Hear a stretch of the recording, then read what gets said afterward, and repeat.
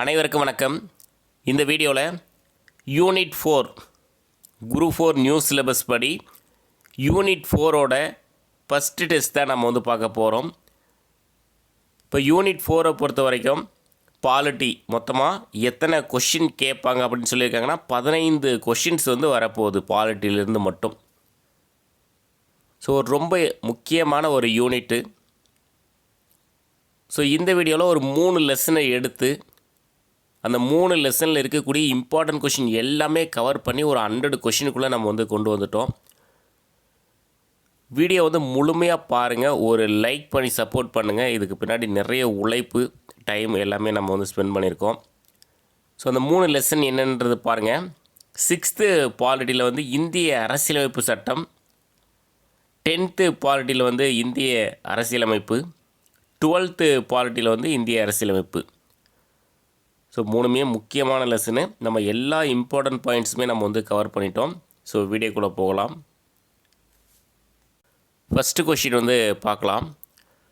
நான் ஒவ்வொரு கொஷின் படிக்கும் போதும் முழு கவனத்தையும் அந்த கொஷின் மேலே மட்டும் வைங்க. இப்படி ஒவ்வொரு கொஷினாக நம்ம படிச்சுட்டு வந்தோம்னா 100 கொஷின் ஈஸியாக முடிச்சிடலாம். இந்த 100 கொஷின் நீங்கள் படிச்சிங்கன்னா கட்டாயம் ஒரு 3 கொஷின்ஸ் வரைக்கும் எதிர்பார்க்கலாம். அதே மாதிரி அந்த 3 லெசனும் கம்ப்ளீட் பண்ண மாதிரி வந்து உங்களுக்கு இருக்கும். ஸோ முதல் கொஷின் பார்க்கலாம். கீழ்கண்டவற்றில் தவறான கூற்றை தேர்ந்தெடுக்கவும். பாருங்கள், 4 ஆப்ஷன் இருக்குது பாருங்கள். ஆப்ஷன் ஏ பாருங்கள். அரசியலமைப்பு என்ற கொள்கை முதலில் அமெரிக்க ஐக்கிய நாடுகளில் தோன்றியது. அரசியலமைப்பு நிர்ணய சபை உறுப்பினர்கள் 292 மாகாண பிரதிநிதிகள், 93 சுதேச அரசுகளின் நியமன உறுப்பினர்கள், பலுசிஸ்தானின் சார்பில் ஒருவர், மாகாண முதன்மை ஆணையர்கள் 3, மொத்தம் 389 உறுப்பினர்கள். அரசியலமைப்பு நிர்ணய சபையின் முதல் கூட்டம் நடைபெற்றது 1946 டிசம்பர் 6. அரசியலமைப்பு நிர்ணய சபையின் தற்காலிக தலைவர் சச்சிதானந்த சின்ஹா. மொத்தமாக 4 ஆப்ஷன் இருக்குது. 4மே 4 கொஷின். அப்போ 1 வந்து தவறாக இருக்குது. அது எது அப்படின்னா ஆப்ஷன் சி. அரசியலமைப்பு நிர்ணய சபையின் முதல் கூட்டம் நடைபெற்றது 1946 டிசம்பர் 9. டிசம்பர் 6 கிடையாது, டிசம்பர் 9. டிசம்பர் 6 பார்த்திங்கன்னா அரசியலமைப்பு நிர்ணய சபை வந்து தொடங்கப்பட்டது December 6. So again first question வந்து ரீட் பண்ணிடுற பார்த்துக்கோங்க. அரசியலமைப்பு என்ற கொள்கை முதலில் அமெரிக்க ஐக்கிய நாடுகளில் தோன்றியது. அரசியலமைப்பு நிர்ணய சபை உறுப்பினர்கள் பார்த்திங்கன்னா மொத்தமாக 389 பேர். அதில் வந்து 292 பேர் மாகாண பிரதிநிதிகள், 292 பேர் வந்து மாகாண பிரதிநிதிகள், 93 பேர் வந்து சுதேச அரசுகளின் நியமன உறுப்பினர்கள், பலுசிஸ்தான் சார்பில் ஒருவர், மாகாண முதன்மை ஆணையர்கள் வந்து 3, மொத்தமாக 389. அரசியலமைப்பு நிர்ணய சபையின் முதல் கூட்டம் நடைபெற்றது வந்து 1946 டிசம்பர் 9. அரசியலமைப்பு நிர்ணய சபையின் தற்காலிக தலைவர் யார்? சச்சிதானந்த சின்ஹா. நெக்ஸ்ட் 2வது கொஷின். கூற்று 1.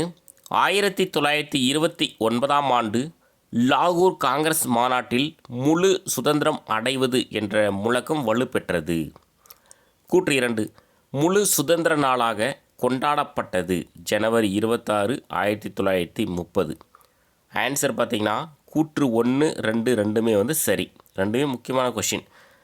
1929ஆம் ஆண்டு லாகூர் காங்கிரஸ் மாநாட்டில் முழு சுதந்திரம் அடைவது என்ற முழக்கம் வலுப்பெற்றது. இது நிறைய டைம் இந்த கொஷின் வந்து கேட்டிருக்காங்க. அதாவது 1929 எந்த காங்கிரஸ் மாநாட்டில் முழு சுதந்திரம் அடைவது என்ற முழக்கம் வலுப்பெற்றதுன்னு கேட்டிருக்காங்க. லாகூர் காங்கிரஸ் மாநாடு. அதே மாதிரி டைரெக்டாக முழு சுதந்திரம் அடைவது என்ற முழக்கம் எந்த ஆண்டு அப்படின்னு கேட்டிருக்காங்க. 1929. ஸோ முழு சுதந்திர நாளாக கொண்டாடப்பட்டது ஜனவரி 26, 1930. ஸோ இதை நினைவு கூறும் வகையில் தான் நம்ம வந்து குடியரசு தினம் அந்த ஜனவரி 26ஆம் தேதி நம்ம வந்து கொண்டாடுறோம். 3வது கொஷின். ஜனவரி 26, 1950 அப்போ தான் வந்து அந்த அரசியலமைப்பு சட்டம் வந்து நடைமுறைக்கு வந்துச்சு. அந்த ஜனவரி 26 ஏன் நடைமுறைக்கு வந்துச்சுன்னா இந்த நாளை நினைவு கூறும் வகையில் தான் அந்த ஜனவரி 26 அரசியலமைப்பு சட்டம் வந்து நடைமுறைக்கு வந்துச்சு. அதை தான் நம்ம குடியரசு தினமாக வந்து கொண்டாடிட்டுருக்கோம். அந்த ஜனவரி 26 வர ரீசன் வந்து இதுதான். ஜனவரி 26, 1930 வந்து முழு சுதந்திர நாளாக கொண்டாடப்பட்ட அந்த நாளை நினைவு கூறும் வகையில் தான் வந்துச்சு. ஸோ நெக்ஸ்ட் 3வது கொஷின். 1976 42வது சட்ட திருத்தம் யாருடைய ஆட்சி காலத்தில் கொண்டு வரப்பட்டது? ஏகப்பட்ட டைம் கேட்ட கொஷின். 1976 42வது சட்ட திருத்தம் வந்து எல்லா எக்ஸாம்லேயும் கொஷின் கேட்பாங்க. ஆன்சர் பார்த்திங்கன்னா இந்திரா காந்தி ஆட்சி காலத்தில் வந்து கொண்டு வரப்பட்டது. இது வந்து குறு அரசியலமைப்பு அப்படின்னே சொல்லுவாங்க அந்த 42வது திருத்தத்தை. அடுத்து 4வது கொஷின். கீழ்கண்டவற்றில் சரியானதை தேர்ந்தெடுக்கவும். பாருங்கள், ஒரு 3 கூற்று இருக்குது. அரசியலமைப்பு நிர்ணய சபையின் துணை தலைவர்கள் HC முகர்ஜி, VT கிருஷ்ணமாச்சாரி. அரசியலமைப்பு நிர்ணய சபை 11 அமர்வுகளாக 166 நாட்கள் நடைபெற்றது. இக்கூட்டத்தின் போது 2473 திருத்தங்கள் முன்வைக்கப்பட்டன. இந்திய அரசியலமைப்பின் தந்தை ஜவஹர்லால் நேரு. ஸோ ஆன்சர் பார்த்திங்கன்னா ஆப்ஷன் ஏ 1, 2 வந்து சரி, 3 வந்து தவறு. ஸோ இந்திய அரசியலமைப்பின் தந்தை யார் அப்படின்னு எல்லாருக்குமே தெரியும், டாக்டர் BR அம்பேத்கர். ஸோ முதல் 2 ஆப்ஷனுமே வந்து சரி. அரசியலமைப்பு நிர்ணய சபையின் துணை தலைவர்கள் வந்து HC முகர்ஜி, VT கிருஷ்ணமாச்சாரி. அரசியலமைப்பு நிர்ணய சபை வந்து 11 அமர்வுகளாக 166 நாட்கள் வந்து நடைபெற்றது. இக்கூட்டத்தின் போது 2473 திருத்தங்கள் வந்து முன்வைக்கப்பட்டன. ஸோ நெக்ஸ்ட்டு 5வது கொஷின். இந்திய அரசியலமைப்பு சட்டம் பிரேம் பெகாரி நரேன் ரைஸ்டாய் என்பவரால் எந்த பாணியில் அவரது கைப்பட எழுதப்பட்டது? இது வந்து பாணியில். ஆன்சர் வந்து இத்தாலிய பாணியில். இந்திய அரசியலமைப்பு சட்டம் பிரேம் பெகாரி நரேன் ரைஸ்டாய் என்பவரால் எந்த பாணியில் அவரது கைப்பட எழுதப்பட்டது? இத்தாலிய பாணியில் அவரது கைப்பட வந்து எழுதப்பட்டது. 6வது கொஷின். கீழ்கண்டவற்றில் தவறான கூற்றை தேர்ந்தெடுக்கவும். ஸோ பாருங்கள், ஆப்ஷன் ஏ பாருங்கள். இந்திய அரசியலமைப்பு நிர்ணய சபையின் மொத்த உறுப்பினர்கள் 389. அரசமைப்பு நிர்ணய மன்றம் உருவாக்கப்பட்ட ஆண்டு 1946. அரசியல் நிர்ணய சபையின் நிரந்தர தலைவராக ராஜேந்திர பிரசாத் தேர்ந்தெடுக்கப்பட்டார். இந்திய அரசியலமைப்பு நிர்ணய சபையில் 20 பெண் உறுப்பினர்கள் இடம்பெற்றிருந்தனர். இதில் தவறானது பார்த்தீங்கன்னா ஆப்ஷன் டி. இந்திய அரசியலமைப்பு நிர்ணய சபையில் 15 பெண் உறுப்பினர்கள் இடம்பெற்றிருந்தனர். 20 பெண் உறுப்பினர்கள் கிடையாது, 15 பெண் உறுப்பினர்கள். மீதி இருக்கக்கூடிய 3 ஆப்ஷனுமே வந்து சரி. இந்திய அரசியலமைப்பு நிர்ணய சபையின் மொத்த உறுப்பினர்கள் எவ்வளோ? 389. அரசியலமைப்பு நிர்ணய மன்றம் உருவாக்கப்பட்ட ஆண்டு 1946. அரசியலமைப்பு நிர்ணய சபையின் நிரந்தர தலைவர் டாக்டர் ராஜேந்திர பிரசாத். தற்காலிக தலைவராக இருந்தவர் தான் டாக்டர் சச்சிதானந்த சின்ஹா.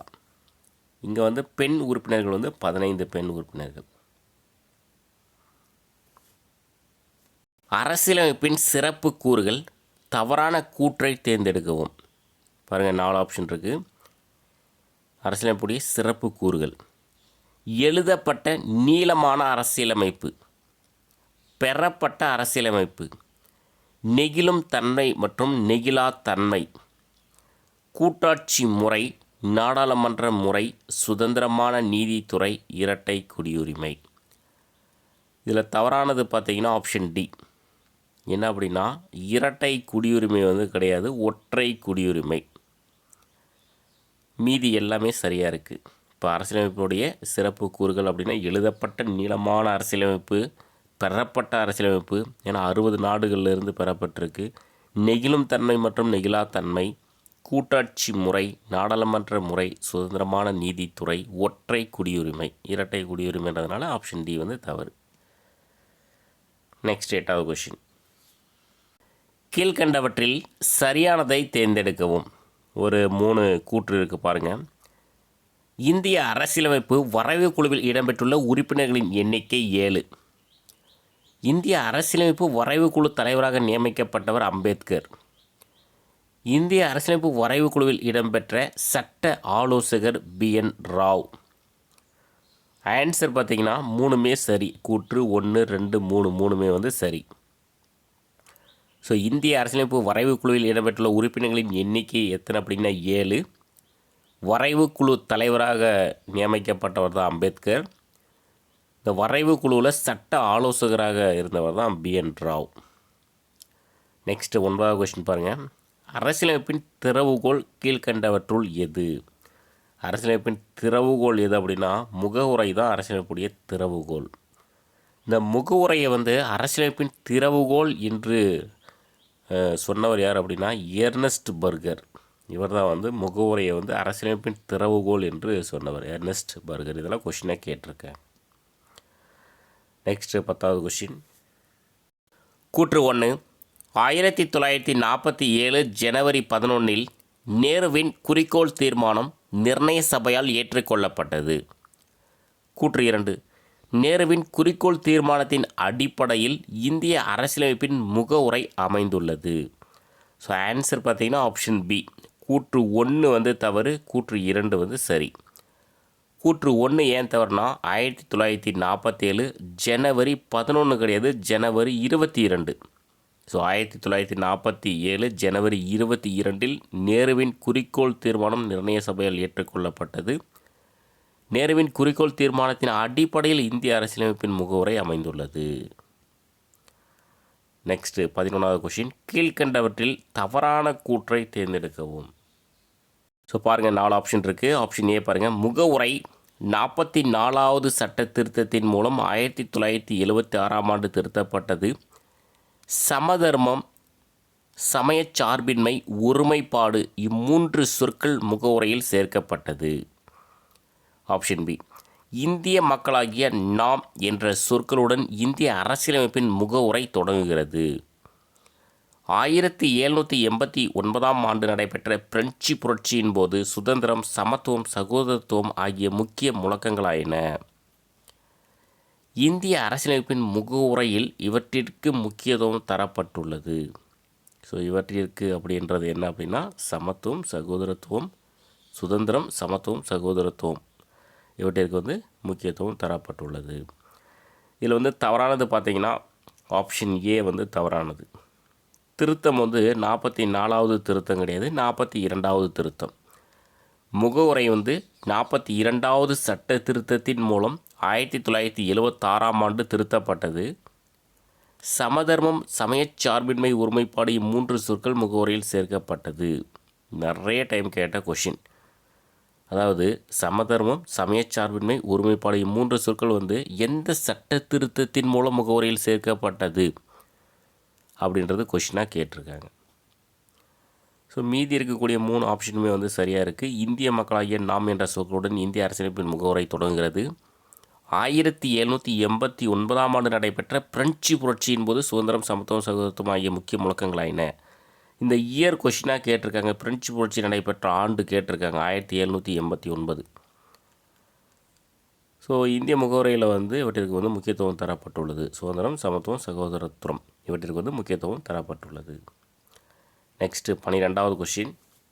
கீழ்கண்டவற்றில் தவறான கூற்றை தேர்ந்தெடுக்கவும். இந்த தவறான கூற்று அடிக்கடிக்க வைக்க ரீசன் என்னென்னா 4 கொஷின் நம்ம வந்து கவர் பண்ணிடலாம். அதுக்காக தான். அரசியலமைப்பு நிர்ணய சபையின் முதல் கூட்டம் நடைபெற்ற ஆண்டு 1946 டிசம்பர் 9. இந்திய அரசியலமைப்பு சட்டத்தின் தந்தை என போற்றப்படுபவர் அம்பேத்கர். இந்திய அரசியலமைப்பு 60 நாடுகளில் இருந்து ஆய்ந்தறிந்து எழுதப்பட்டது. இந்திய அரசியலமைப்பு சட்டம் இறுதி செய்வதற்கு முன்னர் சுமார் 3000 திருத்தங்கள் மேற்கொள்ளப்பட்டன. இதில் தவறானது பார்த்திங்கன்னா ஆப்ஷன் டி. மீதி இருக்கக்கூடிய 3 கூற்றுமே வந்து சரியாக இருக்குது. இந்திய அரசியலமைப்பு சட்டம் இறுதி செய்வதற்கு முன்னர் சுமார் 2000 திருத்தங்கள் மேற்கொள்ளப்பட்டது. 3000 கிடையாது, 2000 திருத்தங்கள். ஸோ மீதி 3மே பாருங்கள். அரசியலமைப்பு நிர்ணய சபையின் முதல் கூட்டம் நடைபெற்ற ஆண்டு வந்து 1946 டிசம்பர் 9. இந்திய அரசியலமைப்பு சட்டத்தின் தந்தை யார் அப்படின்னா அம்பேத்கர். இந்திய அரசியலமைப்பு பார்த்திங்கன்னா 60 நாடுகளில் இருந்து ஆய்ந்தறிந்து எழுதப்பட்டது. ஒரு முக்கியமான கொஷின் 60 நாடுகள்ன்றது. 13வது கொஷின். கூற்று 1. சிட்டிசன் என்ற சொல் சிவிஸ் என்ற பிரெஞ்சு சொல்லிலிருந்து பெறப்பட்டதாகும். கூற்று 2. இதன் பொருள் நகர அரசில் வசிப்பவர் என்பதாகும். ஆன்சர் பார்த்திங்கன்னா கூற்று 1 வந்து தவறு, கூற்று 2 வந்து சரி.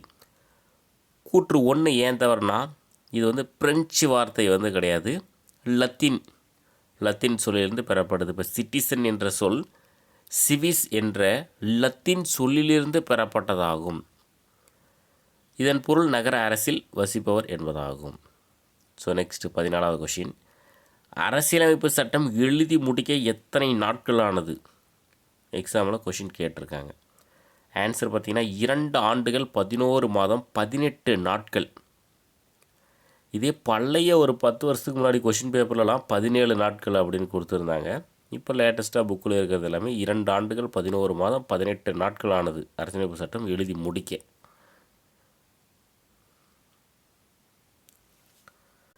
கூற்று 1, இந்திய அரசியலமைப்பு இந்தியா முழுவதும் ஒரே மாதிரியான ஒற்றை குடியுரிமையை வழங்குகிறது. கூற்று 2, இந்திய அரசியலமைப்பின் பகுதி 3 சட்டப்பிரிவுகள் 5லிருந்து 11 வரை குடியுரிமையை பற்றி விளக்குகின்றன. ஸோ ஆன்சர் பார்த்திங்கன்னா கூற்று 1 சரி, கூற்று 2 வந்து தவறு. கூற்று 2 ஏன் தவறுனா, இந்திய அரசியலமைப்பின் பகுதி 3 கிடையாது, பகுதி 2. பகுதி 2 சட்டப்பிரிவுகள் வந்து 5லிருந்து 11 வரை குடியுரிமையை பற்றி விளக்குகின்றன. ஸோ பகுதி எத்தனை? பகுதி 2, சட்டப்பிரிவு 5லிருந்து 11 வரை. இந்திய அரசியலமைப்பு வந்து இந்தியா முழுவதும் ஒரே மாதிரியான ஒற்றை குடியுரிமையை வந்து வழங்குகிறது.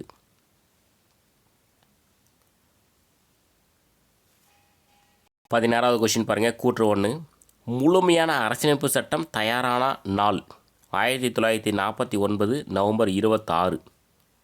கூற்று 2, அரசியலமைப்பு சட்டத்தை 1949 நவம்பர் 26ஆம் ஆண்டு அரசியல் நிர்ணய சபை ஏற்றுக்கொண்டது. இந்த அரசியல் நிர்ணய சபை தொடங்கப்பட்டது 1946 டிசம்பர் 6. முதல் கூட்டம் வந்து 1946 டிசம்பர் 9. அந்த 1946 இருந்து 49 நவம்பர் 26 வரைக்கும் செயல்பட்டு அந்த அரசியலமைப்பு சட்டத்தை வந்து தயார் செஞ்சுருக்காங்க. அது வந்து அரசியலமைப்பு நிர்ணய சபையால் ஏற்று கொண்டது வந்து 1949 நவம்பர் 26. அந்த வரைவு குழு வந்து அம்பேத்கர் தலைமையில் வந்து அமைக்கப்பட்டது. ஸோ அது எல்லாம் தயாராகி அரசியலமைப்பு நிர்ணய சபை வந்து ஏற்றுக்கொண்டது 1949 நவம்பர் 26. நெக்ஸ்ட்டு 17வது கொஷின் பாருங்கள். கீழ்கண்டவற்றில் சரியான கூற்றை தேர்ந்தெடுக்கவும். 3 கூற்று இருக்கு பாருங்கள். குடியுரிமை சட்டம் இயற்றப்பட்ட ஆண்டு 1954. குடியுரிமை சட்டம் 8 முறை திருத்தப்பட்டுள்ளது. இது 9 முறை அப்படின்னு சொல்லுவாங்க. புக்கில் இருக்கிறத நான் அப்படியே கொடுத்துருக்கேன். குடியுரிமை 5 வழிமுறைகளில் பெறலாம். அவை: பிறப்பு, வம்சாவளி, பதிவு செய்தல், இயல்புரிமை, பிரதேச இணைப்பு. ஸோ ஆன்சர் பார்த்திங்கன்னா ஆப்ஷன் பி. கூற்று 2, 3 வந்து சரி, 1 வந்து தவறு. குடியுரிமை சட்டம் இயற்றப்பட்டது 1954 கிடையாது, 1955 குடியுரிமை சட்டம். குடியுரிமை சட்டம் வந்து 8 முறை திருத்தப்பட்டுள்ளது என்பது சரி. குடியுரிமை 5 வழிமுறைகளில் பெறலாம். குடியுரிமை வந்து எத்தனை வழிமுறைகளில் பெறலாம்? 5 வழிமுறைகளில் பெறலாம். 1 பிறப்பு, இன்னொன்று வம்சாவளி, இன்னொன்று பதிவு செய்தல், இன்னொன்று இயல்புரிமை, இன்னொன்று பிரதேச இணைப்பு. கீழ்கண்டவற்றில் சரியானதை தேர்ந்தெடுக்கவும்.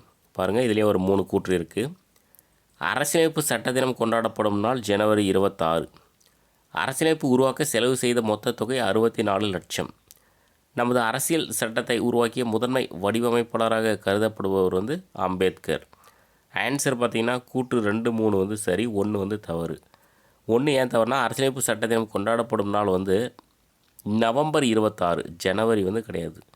ஏன் நவம்பர் 26னா, 1949 நவம்பர் 26 அன்று தான் அந்த அரசியலமைப்பு சட்டத்தை வந்து அரசியலமைப்பு நிர்ணய சபை வந்து ஏற்றுக்கொண்டது. அந்த ஏற்றுக்கொண்ட நாளை தான் அரசியலமைப்பு சட்ட தினமாக வந்து கொண்டாடுறோம், நவம்பர் 26. மீதி வந்து 2மே வந்து சரி. அரசியலமைப்பு உருவாக்க செலவு செய்த மொத்த தொகை எவ்வளோ அப்படின்னா 64 லட்ச ரூபா வந்து செலவு செஞ்சுருக்காங்க. நம்ம அரசியலமைப்பு சட்டத்தை உருவாக்கிய முதன்மை வடிவமைப்பாளராக கருதப்படுவர் யார் அப்படின்னா டாக்டர் பி.ஆர். அம்பேத்கர். நெக்ஸ்ட்டு 19வது கொஸ்டின். கூற்று 1, 1950ஆம் ஆண்டு ஜனவரி 26 அன்றோ அல்லது அதற்கு பின்னரோ இந்தியாவில் பிறந்த அனைவரும் பிறப்புரிமை மூலம் குடியுரிமை பெறலாம். பிறப்புரிமை மூலம் குடியுரிமை பெறலாம். கூற்று 2, 1950ஆம் ஆண்டு ஜனவரி 26 அன்றோ அல்லது அதற்கு பின்னரோ வெளிநாட்டில் பிறந்த ஒருவரின் தந்தை இந்திய குடிமகனாக இருக்கும் பட்சத்தில் வம்சாவளி மூலம் குடியுரிமை பெறலாம். வம்சாவளி உரிமை மூலம் குடியுரிமை பெறலாம். ஸோ ஆன்சர் பார்த்திங்கன்னா ரெண்டுமே சரி. 1 மற்றும் 2 சரியானது. அதாவது குடியுரிமை பற்றி சொல்லக்கூடிய 2 பாயிண்ட்ஸு. ஒன்று, பிறப்பு மூலம் குடியுரிமை பெறணும் அப்படின்னா 1950ஆம் ஆண்டு ஜனவரி 26 அன்றோ அல்லது அதற்கு பின்னரோ இந்தியாவில் பிறந்த அனைவரும் பிறப்புரிமை மூலம் குடியுரிமை வந்து பெறலாம். இதே வம்சாவளி மூலம் அப்படின்னா 1950ஆம் ஆண்டு ஜனவரி 26 அன்றோ அல்லது அதற்கு பின்னரோ வெளிநாட்டில் பிறந்த ஒருவரின் தந்தை, இப்போ நம்ம வந்து வெளிநாட்டில் பிறந்திருக்கோம் அப்படின்னா நம்முடைய தந்தை வந்து இந்திய குடிமகனாக இருக்கும் பட்சத்தில் வம்சாவளி உரிமை மூலம் குடியுரிமை வந்து பெற முடியும். ஸோ ரெண்டுமே வந்து சரி. நெக்ஸ்ட்டு 20வது கொஷின். கூற்று 1, இயல்புரிமை மூலம் ஒருவர் இந்திய குடியுரிமை கோரி பொருத்தமான அங்கீகாரத்துடன் பதிவு செய்வதன் மூலம் இந்திய குடியுரிமை பெறலாம். கூற்று 2, பதிவின் மூலம் ஒரு வெளிநாட்டவர் இந்திய அரசிற்கு இயல்புரிமை கோரி விண்ணப்பிப்பதன் மூலம் இந்திய குடியுரிமை பெறலாம். ஆன்சர் பார்த்திங்கன்னா ரெண்டுமே தவறு. கூற்று 1 மற்றும் 2 தவறு. ஏன் 2 தவறு அப்படின்னா, பதிவின் மூலம் அப்படின்றது மேலே, இயல்புரிமை அப்படின்றது கீழே வரணும். ஸோ பாருங்கள், இப்போ கரெக்டாக படிக்கிறேன். இந்த மேலே இருக்கக்கூடிய சென்டென்ஸ் வந்து பதிவின் மூலம் பெறக்கூடியது. ஒருவர் இந்திய குடியுரிமை கோரி பொருத்தமான அங்கீகாரத்துடன் பதிவு செய்வதன் மூலம் இந்திய குடியுரிமை பெறலாம். இது வந்து பதிவின் மூலம் பெறக்கூடிய குடியுரிமை. இதே ஒரு வெளிநாட்டவர் இந்திய அரசிற்கு இயல்புரிமை கோரி விண்ணப்பிப்பதன் மூலம் இந்திய குடியுரிமை பெறலாம். இது வந்து இயல்புரிமை மூலம். ஸோ அதனால் மாற்றி இருக்கிறதுனால ரெண்டுமே வந்து தவறு. நெக்ஸ்ட் 21வது கொஸ்டின். பிற நாடுகள் பகுதிகள் இந்தியாவுடன் இணையும் போது இந்திய அரசு எந்த குடியுரிமையை வழங்குகிறது? எந்த குடியுரிமை அப்படின்னா பிரதேச இணைப்பு மூலம் பெறக்கூடிய குடியுரிமை வந்து வழங்குகிறது. பிற நாடுகள் பகுதிகள் இந்தியாவுடன் இணையும் போது இந்திய அரசு எந்த குடியுரிமையை வழங்குகிறது? பிரதேச இணைப்பு மூலம் வழங்கக்கூடிய குடியுரிமை வந்து வழங்குகிறது. நெக்ஸ்ட் 22வது கொஸ்டின். கூற்று 1, முகப்புரை இந்தியாவை இறையாண்மை, சமத்துவம், மதசார்பின்மை, மக்களாட்சி குடியரசு என்று வரையறை செய்கிறது. கூற்று 2, அரசியலமைப்பு சட்டம் இந்திய மக்களுக்கு முழு அதிகாரத்தை வழங்கியுள்ளது. ஆன்சர் பார்த்திங்கன்னா ஆப்ஷன் ஏ 1 மற்றும் 2 சரியானது. இந்த கூற்று 1 பாருங்கள், கொஷினாக டிஎன்பிஎஸ்சியில் கேட்டிருக்காங்க. என்ன அப்படின்னா, இந்த இறையாண்மை, சமத்துவம், மதச்சார்பின்மை, மக்களாட்சி, குடியரசு இதை மிக்ஸ் பண்ணி கொடுத்துட்டு சரியான வரிசையில் எழுதுங்க அப்படின்னு சொல்லி கேட்டிருக்காங்க. பாருங்கள், முகப்புரை இந்தியாவை இறையாண்மை, சமத்துவம், மதச்சார்பின்மை, மக்களாட்சி, குடியரசு என்று வரையறை செய்கிறது. அரசியலமைப்பு சட்டம் இந்திய மக்களுக்கு முழு அதிகாரத்தை வழங்கியுள்ளது. 23வது கொஸ்டின். அடிப்படை உரிமைகள் தவறான கூற்றை தேர்ந்தெடுக்குவோம். இப்போ 4 இருக்குது பாருங்கள். அடிப்படை உரிமைகள் மொத்தமாக எத்தனை இருக்குது அப்படின்னா 6 அடிப்படை உரிமைகள் வந்து இருக்குது. சமத்துவ உரிமை, சுதந்திர உரிமை, சுரண்டலுக்கு எதிரான உரிமை, சமய சுதந்திர உரிமை, கலாச்சாரம் மற்றும் கல்வி பெறும் உரிமை, சட்ட தீர்வு பெறும் உரிமை, சொத்துரிமை. இதில் தவறானது பார்த்திங்கன்னா ஆப்ஷன் டி. அதாவது சொத்துரிமை வந்து அடிப்படை உரிமையாக இருந்துச்சு, இப்போ வந்து சாதாரண உரிமையாக வந்து இருக்குது. அதனால் சொத்துரிமை வந்து ஆப்ஷன் டி வந்து தவறு. மீதி எல்லாமே சரி. சமத்துவ உரிமை, சுதந்திர உரிமை, சுதந்திரத்துக்கு எதிரான உரிமை, சமய சுதந்திர உரிமை, கலாச்சாரம் மற்றும் கல்வி பெறும் உரிமை, சட்ட தீர்வு பெறும் உரிமை. இதுதான் அந்த 6 உரிமைகள். நெக்ஸ்ட் 24வது கொஸ்டின். குடியுரிமை பின்வரும் 3 வழிகளில் இழப்பர் அவை? துரத்தல், முடிவுற செய்தல், இழத்தல். ஆன்சர் வந்து அனைத்தும் சரி. குடியுரிமை வந்து பின்வரும் 3 வழிகளில் இழப்பர். அந்த 3 வழிகள் தான் துரத்தல், முடிவுற செய்தல், இழத்தல். 25வது கொஸ்டின். கூற்று 1 பாருங்கள். அடிப்படை உரிமைகள் அரசுகள் சட்டம் இயற்றும் போதும் ஆட்சி செய்யும் போதும் கவனத்தில் கொள்ள வேண்டிய சில வழிகாட்டல்களை அரசியலமைப்பு சட்டம் வழங்கியுள்ளது. கூற்று 2, இவை கட்டாயமாக நடைமுறைப்படுத்தப்பட வேண்டியவை அல்ல என்றாலும் கவனத்தில் கொள்ளப்பட வேண்டியவை. ஆன்சர் பார்த்திங்கன்னா கூற்று 2 வந்து சரி, கூற்று 1 தவறு. கூற்று 1 ஏன் தவறுனா, அடிப்படை உரிமைகள் வந்து கிடையாது, அரசு வழிகாட்டு நெறிமுறைகள் தான் வரும். ஸோ அடிப்படை உரிமைகள் கிடையாது, அரசு வழிகாட்டு நெறிமுறைகள். அதுதான் வந்து அரசுகள் சட்டம் இயற்றும் போதும் ஆட்சி செய்யும் போதும் கவனத்தில் கொள்ள வேண்டிய சில வழிகாட்டல்களை அரசியலமைப்பு சட்டம் வழங்கியுள்ளது. அதுதான் வந்து அரசு வழிகாட்டு நெறிமுறை. இந்த அரசு வழிகாட்டு நெறிமுறை வந்து கட்டாயமாக நடைமுறைப்படுத்தப்பட வேண்டியவை அல்ல என்றாலும் கவனத்தில் கொள்ளப்பட வேண்டியவை. ஸோ நெக்ஸ்ட் 26வது கொஸ்டின் கூற்று 1. இந்திய அரசியலமைப்பு சட்டம் பகுதி 2 12 to 35 சட்டப்பிரிவுகள் அடிப்படை உரிமைகள் பற்றி கூறுகின்றன. கூற்று 2. அடிப்படை உரிமை அமெரிக்க ஐக்கிய நாட்டிலிருந்து பெறப்பட்டது. ஆன்சர் பார்த்தீங்கன்னா கூற்று 2 வந்து சரி, கூற்று 1 வந்து தவறு. இது ரெண்டுமே ரொம்ப முக்கியமானது. இந்த கூற்று 1, 2 ரெண்டுமே நிறைய டைம் எக்ஸாமில் கேட்டிருக்காங்க. இந்திய அரசியலமைப்பு சட்ட பகுதி 2 கிடையாது, பகுதி 3 தான் வந்து அடிப்படை உரிமைகளை பற்றி குறிப்பிடும் பகுதி வந்து 3. சட்டப்பிரிவு 12 to 35 என்பது சரி. இப்போ அடிப்படை உரிமைகள் வந்து அமெரிக்க ஐக்கிய நாட்டிலிருந்து பெறப்பட்டது. நிறைய டைம் கேட்ட கொஷின்.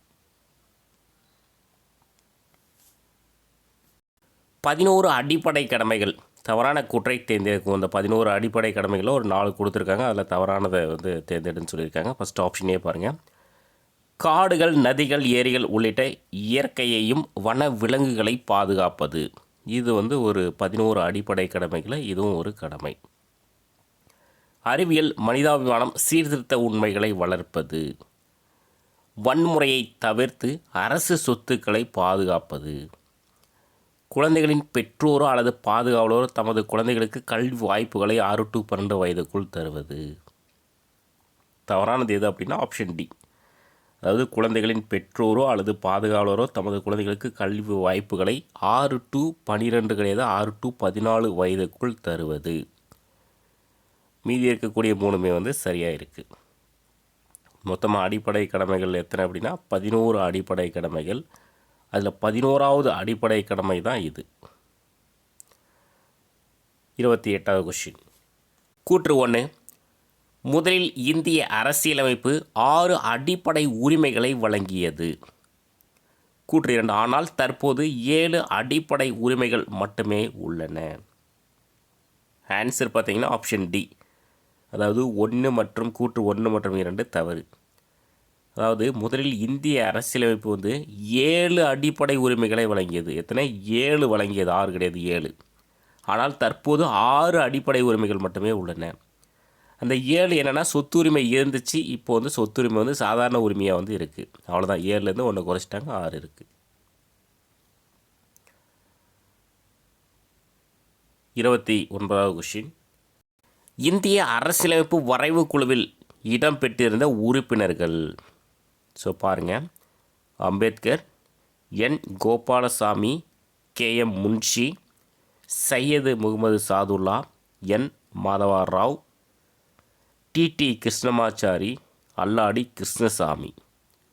ஆன்சர் பார்த்திங்கன்னா அனைத்தும் சரி.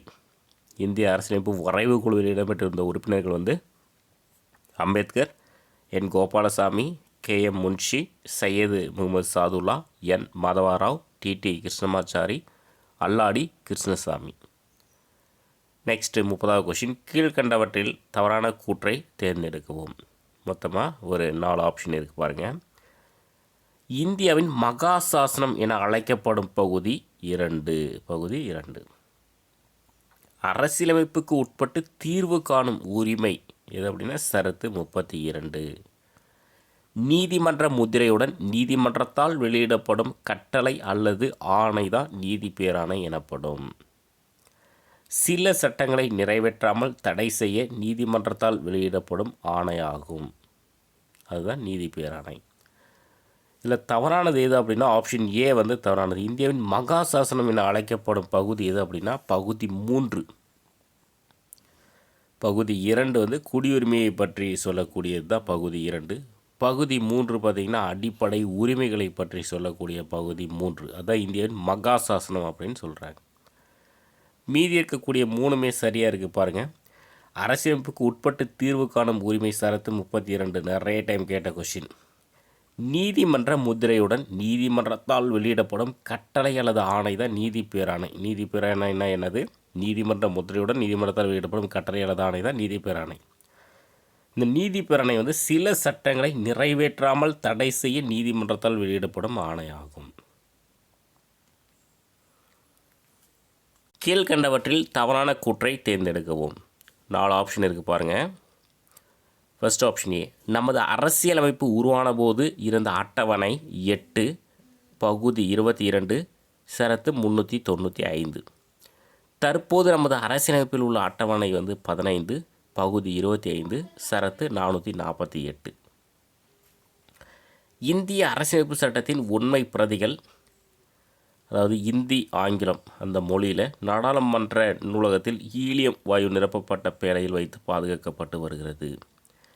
நம்ம அரசியலமைப்பு சட்டம் நடைமுறைக்கு வந்த நாள் ஜனவரி 26, 1930. இதில் தவறானது பார்த்திங்கன்னா 2 தவறானது நம்ம வந்து கொடுத்துட்டோம். அதில் ஒன்று வந்து சரியாக இருக்கிற மாதிரி நம்ம வந்து மாற்றிக்கலாம் பின்னாடி. இதில் பாருங்கள், ஆப்ஷன் பி பாருங்கள். தற்போது நமது அரசியலமைப்பில் உள்ள அட்டவணை வந்து 15 வந்து கிடையாது, 12 பகுதி 25 ஷரத்து 448 என்பது சரி. ஆப்ஷன் டி பாருங்கள், நம்ம அரசியலமைப்பு சட்டம் நடைமுறைக்கு வந்த நாள் ஜனவரி 26, 1930 கிடையாது, 1950. இது வந்து 1950 அப்படின்னு வந்து மாற்றிக்கலாம். கொஷின் பேப்பரில் உங்களுக்கு வந்து ஆப்ஷன் பி தான் வந்து தவறுன்ற மாதிரி வந்து கொடுத்துருப்போம். ஸோ பாருங்கள், ஒன்ஸ் பார்த்துடலாம். நமது அரசியலமைப்பு உருவான போது பாருங்கள், நம்ம அரசியலமைப்பு உருவான போது அட்டவணை எத்தனை இருந்துச்சுன்னா 8 அட்டவணை இருந்துச்சு, பகுதி 22 இருந்துச்சு, ஷரத்து 395 வந்து இருந்துச்சு உருவான போது.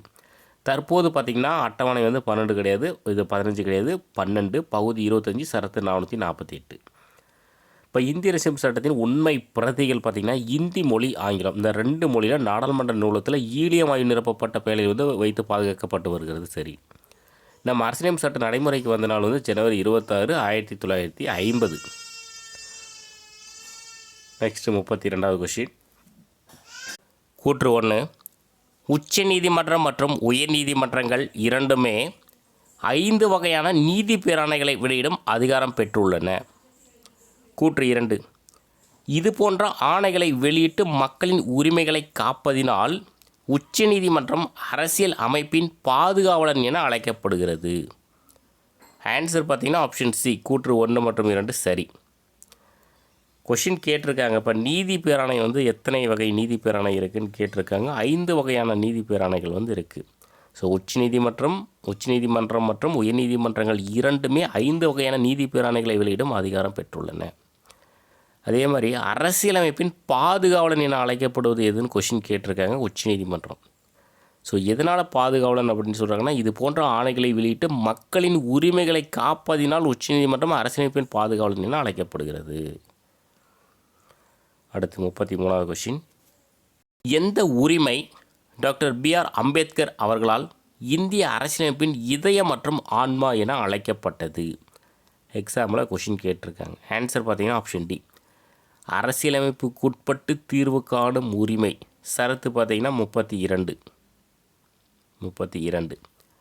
எந்த உரிமை டாக்டர் B.R. அம்பேத்கர் அவர்களால் இந்திய அரசியலமைப்பின் இதயம் மற்றும் ஆன்மா என அழைக்கப்பட்டது? அரசியலமைப்புக்கு உட்பட்டு தீர்வு காணும் உரிமை. ஷரத்து 32. எக்ஸாமில் நிறைய டைம் கேட்ட கொஷின். 34வது கொஷின். கீழ்கண்டவற்றில் சரியானதை தேர்ந்தெடுக்கவும். பாருங்கள், மொத்தம் ஒரு 3 கூற்று இருக்குது பாருங்கள். கூற்று 1, ஆட்கொணர்வு நீதி பேராணை.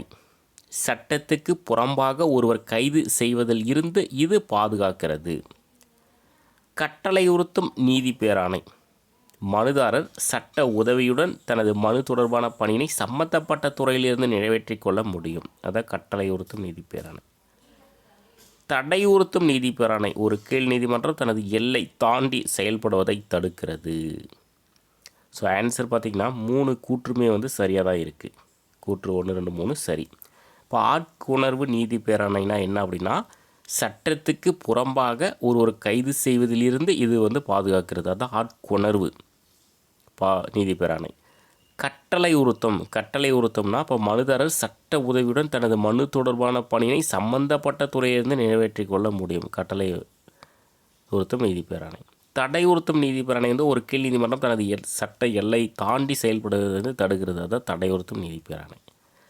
அதிலே வந்து மீனிங் வந்து இருக்குது. 35வது கொஷின். அவற்றில் தவறான கூற்றை தேர்ந்தெடுக்கவும். ஸோ பாருங்கள், மொத்தம் ஒரு 4 ஆப்ஷன் இருக்குது. 389 உறுப்பினர்கள் 26/11/1949 அன்று அரசமைப்பினை ஏற்று கையொப்பமிட்டு அரசமைப்பை நிறைவேற்றினர். அரசமைப்பு நிர்ணய சபையின் முதல் கூட்டம் புதுதில்லியில் அரசமைப்பு அரங்கில் கூடியது. அன்றைய கூட்டத்தின் முதல் கூட்ட பொருள் தற்காலிக தலைவர் தேர்வு ஆகும். அரசியலமைப்பு நிர்ணய சபையின் தற்காலிக தலைவராக டாக்டர் சச்சிதானந்த சின்ஹாவை தலைமையேற்று நடத்தும்படி கேட்டுக்கொண்டவர் ஜே.பி. கிருபாலனி. இதில் தவறானது பார்த்தீங்கன்னா ஆப்ஷன் ஏ, 389 உறுப்பினர்கள் கிடையாது, 284 உறுப்பினர்கள். ஏன்னா பாகிஸ்தான் பிரிவினைக்கு பின்னர் 284 உறுப்பினர்கள் 26/11/1949 அன்று அரசமைப்பினை ஏற்று கையொப்பமிட்டு அரசமைப்பை நிறைவேற்றினர். ஸோ அரசமைப்பு நிர்ணய சபையின் முதல் கூட்டம் புதுடெல்லி அரசமைப்பு அரங்கில் கூடியது. அன்றைய கூட்டத்தின் முதல் கூட்டப்பொருள் தற்காலிக தலைவர் தேர்வு ஆகும். இப்போ அரசமைப்பு நிர்ணய சபையின் தற்காலிக தலைவராக டாக்டர் சச்சிதானந்த சின்ஹாவை தலைமையேற்று நடத்தும்படி கேட்டுக்கொண்டவர் ஜே.பி. கிருபாலனி. இதெல்லாம் ஒரு முக்கியமான கொஷின், கேட்டுடலாம். 36வது கொஷின். கூற்று 1, தகுதி முறை வினவும் நீதி பேராணை. உயர்நீதிமன்றம் ஆவணங்களை நியாயமான பரிசீலனைக்கு தனக்கோ அல்லது உரிய அதிகாரிக்கோ அனுப்ப செய்ய கீழ் நீதிமன்றங்களுக்கு இடும் ஆணையாகும். ஆவண கேட்பு நீதி பேராணை சட்டத்திற்கு புறம்பாக தகாத முறையில் அரசு அலுவலகத்தை கைப்பற்றுவதை தடை செய்கிறது. ஆன்சர் பார்த்திங்கன்னா ரெண்டுமே தவறு. கூற்று 1, 2 தவறானது. ஏன் தவறுனா, மேலே இருக்கிறது பார்த்திங்கன்னா ஆவண கேட்பு நீதி பேராணை, கீழே இருக்கிறது தகுதி முறை வினவும் நீதி பேராணை. இப்போ ஆவண கேட்பு நீதி பேராணைனா தான் உயர்நீதிமன்றம் ஆவணங்களை நியாயமான பரிசீலனைக்கு தனக்கோ அல்லது உரிய அதிகாரிக்கோ அனுப்ப செய்ய கீழ் நீதிமன்றங்களுக்கு இடும் ஆணையாகும். தகுதி முறை வினவு நீதி பேராணை தான் சட்டத்திற்கு புறம்பாக தகாத முறையில் அரசு அலுவலகத்தை கைப்பற்றுவதை தடை செய்கிறது. நெக்ஸ்ட் 37வது கொஷின். பொறுத்துக. அடிப்படை உரிமைகள் சரத்து. இந்த சைடு இருக்கிறது எல்லாமே அடிப்படை உரிமைகள், இந்த சைடு இருக்கிறது எல்லாமே சரத்து. பாருங்கள், இப்போ சமத்துவ உரிமை அதனுடைய சரத்து பார்த்திங்கன்னா 14 இருந்து 18 வரை, 14 இருந்து 18 வரை சமத்துவ உரிமையை பற்றி கூறக்கூடிய சரத்துகள் 14 18 வரை. இப்போ சுதந்திர உரிமை 19 22 வரைக்கும் சுதந்திர உரிமை. சுரண்டலுக்கு எதிரான உரிமை 23 24 சரத்து 23 24 சுரண்டலுக்கு எதிரான உரிமை. சமய சார்பு உரிமை 25 28 வரைக்கும் சமய சார்பு உரிமை. கல்வி கலாச்சார உரிமை 29 30. அரசியலமைப்பு தீர்வு காணும் உரிமை சரத்து 32. ஆன்சர் பார்த்திங்கன்னா option A. Answer key option A. முக்கியமானது எல்லா எக்ஸாம்லேயும் ஆர்டிகல்ஸ் இது அடிப்படை உரிமைகள்லேருந்து ஒரு கொஷின் கட்டாயம் கேட்பாங்க. கூற்று 1, அரசமைப்பிற்கு ஒப்புதல் தருவதற்காக சபை 24/1/1950 அன்று கூடிய கூட்டத்திற்கு ஜவஹர்லால் நேரு தலைமையேற்றார். கூற்று 2, 9 டிசம்பர் 1946 முதல் ஜனவரி 24 1950 வரை அரசமைப்பு நிர்ணய சபையின் விவாதங்களின் தொகுப்பு 12 தொகுதிகளை கொண்டதாகும். ஆன்சர் பார்த்திங்கன்னா 2 மட்டும் சரியானது, 1 தவறானது. 1 ஏன் தவறு அப்படின்னா, ஜவஹர்லால் நேரு கிடையாது, ராஜேந்திர பிரசாத் தான் தலைமையேற்றார். அதாவது அரசமைப்பிற்கு ஒப்புதல் தருவதற்காக சபை 24/1/1950 அன்று கூடிய கூட்டத்திற்கு ராஜேந்திர பிரசாத் தலைமையேற்றார். 9 டிசம்பர் 1946 முதல் ஜனவரி 24 1950 வரை அரசமைப்பு நிர்ணய சபை விவாதங்களின் தொகுப்பு 12 தொகுதிகளை கொண்டதாகும். எத்தனை தொகுதின்னு கூட கேட்டலாம், 12 தொகுதிகளை கொண்டதாகும். நெக்ஸ்ட் 39வது கொஷின். பொறுத்துக. பாருங்கள், சட்டத்தின் முன் அனைவரும் சமம் என்று கூறக்கூடிய பிரிவு எது அப்படின்னா பிரிவு 14. பிரிவு 14 என்ன சொல்லுது? சட்டத்தின் முன் அனைவரும் சமம். பொது வேலைவாய்ப்புகளில் சம வாய்ப்பு அப்படின்னு என்ன சொல்லுதுன்னா பிரிவு 16 சொல்லுது. பொது வேலைவாய்ப்புகளில் சம வாய்ப்பு பிரிவு 16. தீண்டாமை பற்றி குறிப்பிடும் பிரிவு 17. தீண்டாமை அப்படின்னாவே 17. தொடக்க கல்வி பெறும் உரிமை பிரிவு 21A. தொடக்க கல்வி பெறும் உரிமை வந்து பிரிவு 21A. ஆர்டிகல்ஸ் எல்லாமே முக்கியமானது. இப்போ ஆன்சர் பார்த்திங்கன்னா ஆப்ஷன் ஏ தான் வந்து சரியான ஆன்சர்.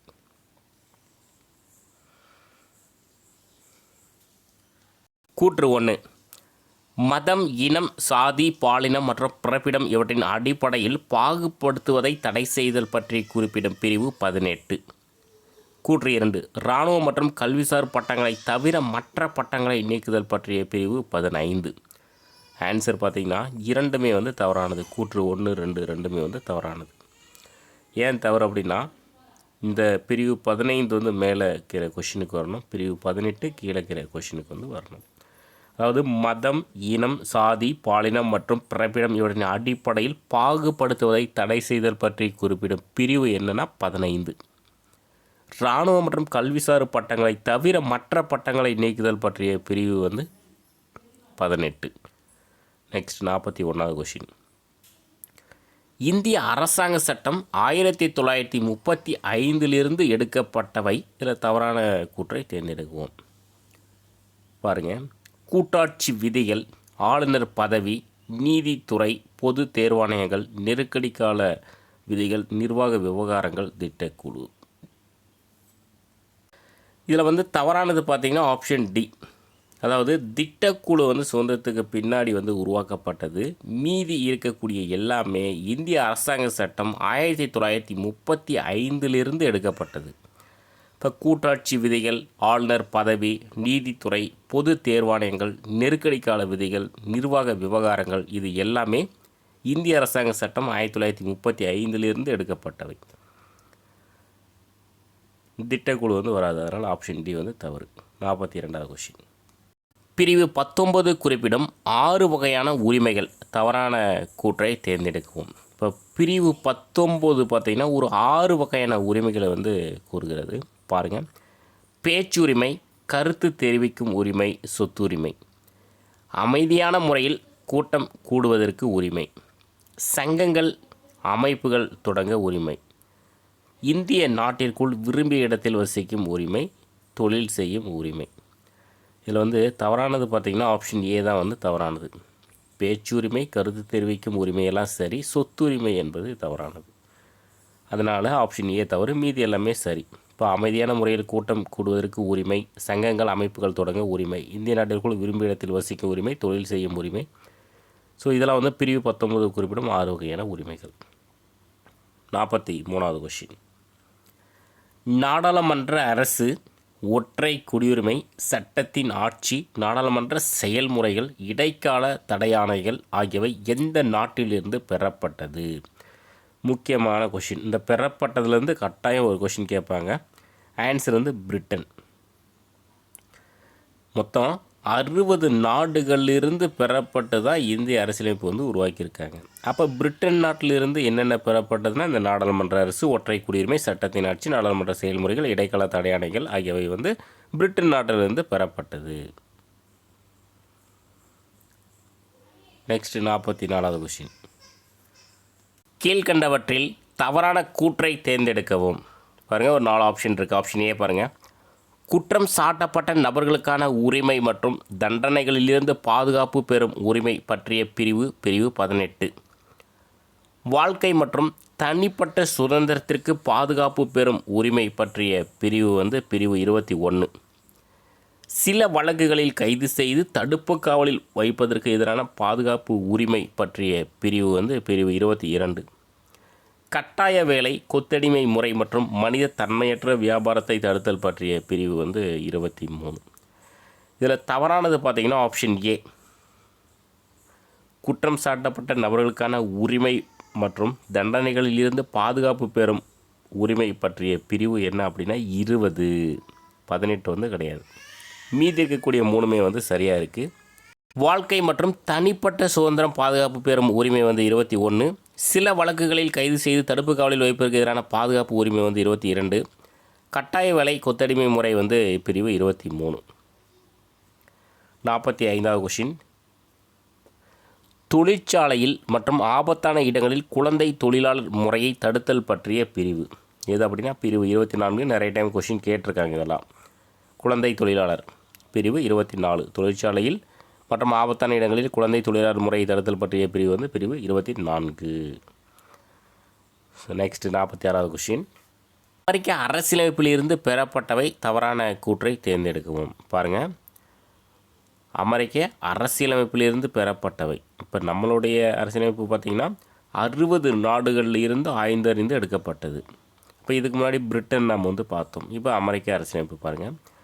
அடிப்படை உரிமைகள், நீதி சீராய்வு, குடியரசுத் தலைவர் மீதான பதவி நீக்க தீர்மானம், உச்ச நீதிமன்ற உயர்நீதிமன்ற நீதிபதிகள் பதவி நீக்கும் முறை, குடியரசு துணைத் தலைவர் பதவி நியமன முறை. இதில் வந்து தவறானது பார்த்திங்கன்னா ஆப்ஷன் டி, அதாவது குடியரசு துணைத் தலைவர் பதவி நீக்கும் முறை, நியமன முறை கிடையாது, நீக்கும் முறை. அதனால் இது வந்து தவறு. நீக்கும் முறை தான் அமெரிக்க அரசியலமைப்பிலிருந்து பெறப்பட்டது. ஸோ முக்கியமான கொஷின், அடிப்படை உரிமைகள் அப்படின்னாவே அமெரிக்கா, நீதி சீராய்வு, குடியரசுத் தலைவர் மீதான பதவி நீக்க தீர்மானம், உச்சநீதிமன்ற உயர்நீதிமன்ற நீதிபதிகள் பதவி நீக்கும் முறை, குடியரசு துணைத் தலைவர் பதவி நீக்கும் முறை. 47வது கொஷின். சமய சார்பு உரிமை தவறான கூற்றை தேர்ந்தெடுக்கவும். சமய சார்பு உரிமை ஆர்டிகல்ஸ் வந்து 25லேருந்து 28 வரைக்கும் தான் சமய சார்பு உரிமை. 4 ஆப்ஷன் இருக்குது பாருங்கள். பிரிவு 25, எந்த சமயத்தையும் ஏற்கவும் பின்பற்றவும் பரப்பும் உரிமை இல்லை. பிரிவு 26, சமய விவகாரங்களை நிர்வகிக்கும் உரிமை. பிரிவு 27, எந்த ஒரு மதத்தையும் பரப்புவதற்காக வரி செலுத்துவதற்கு எதிரான சுதந்திரம். பிரிவு 28, மதம் சார்ந்த கல்வி நிறுவனங்களில் நடைபெறும் வழிபாடு மற்றும் அறிவுரை நிகழ்வுகளில் கலந்து கொள்ளாமல் இருக்க உரிமை. இதில் வந்து தவறானது பார்த்திங்கன்னா ஆப்ஷன் ஏ, அதாவது பிரிவு 25 பார்த்திங்கன்னா எந்த சமயத்தையும் ஏற்கவும் பின்பற்றவும் பரப்பும் உரிமை உண்டு. இல்லைன்றது தவறு, பரப்பும் உரிமை வந்து இருக்குது.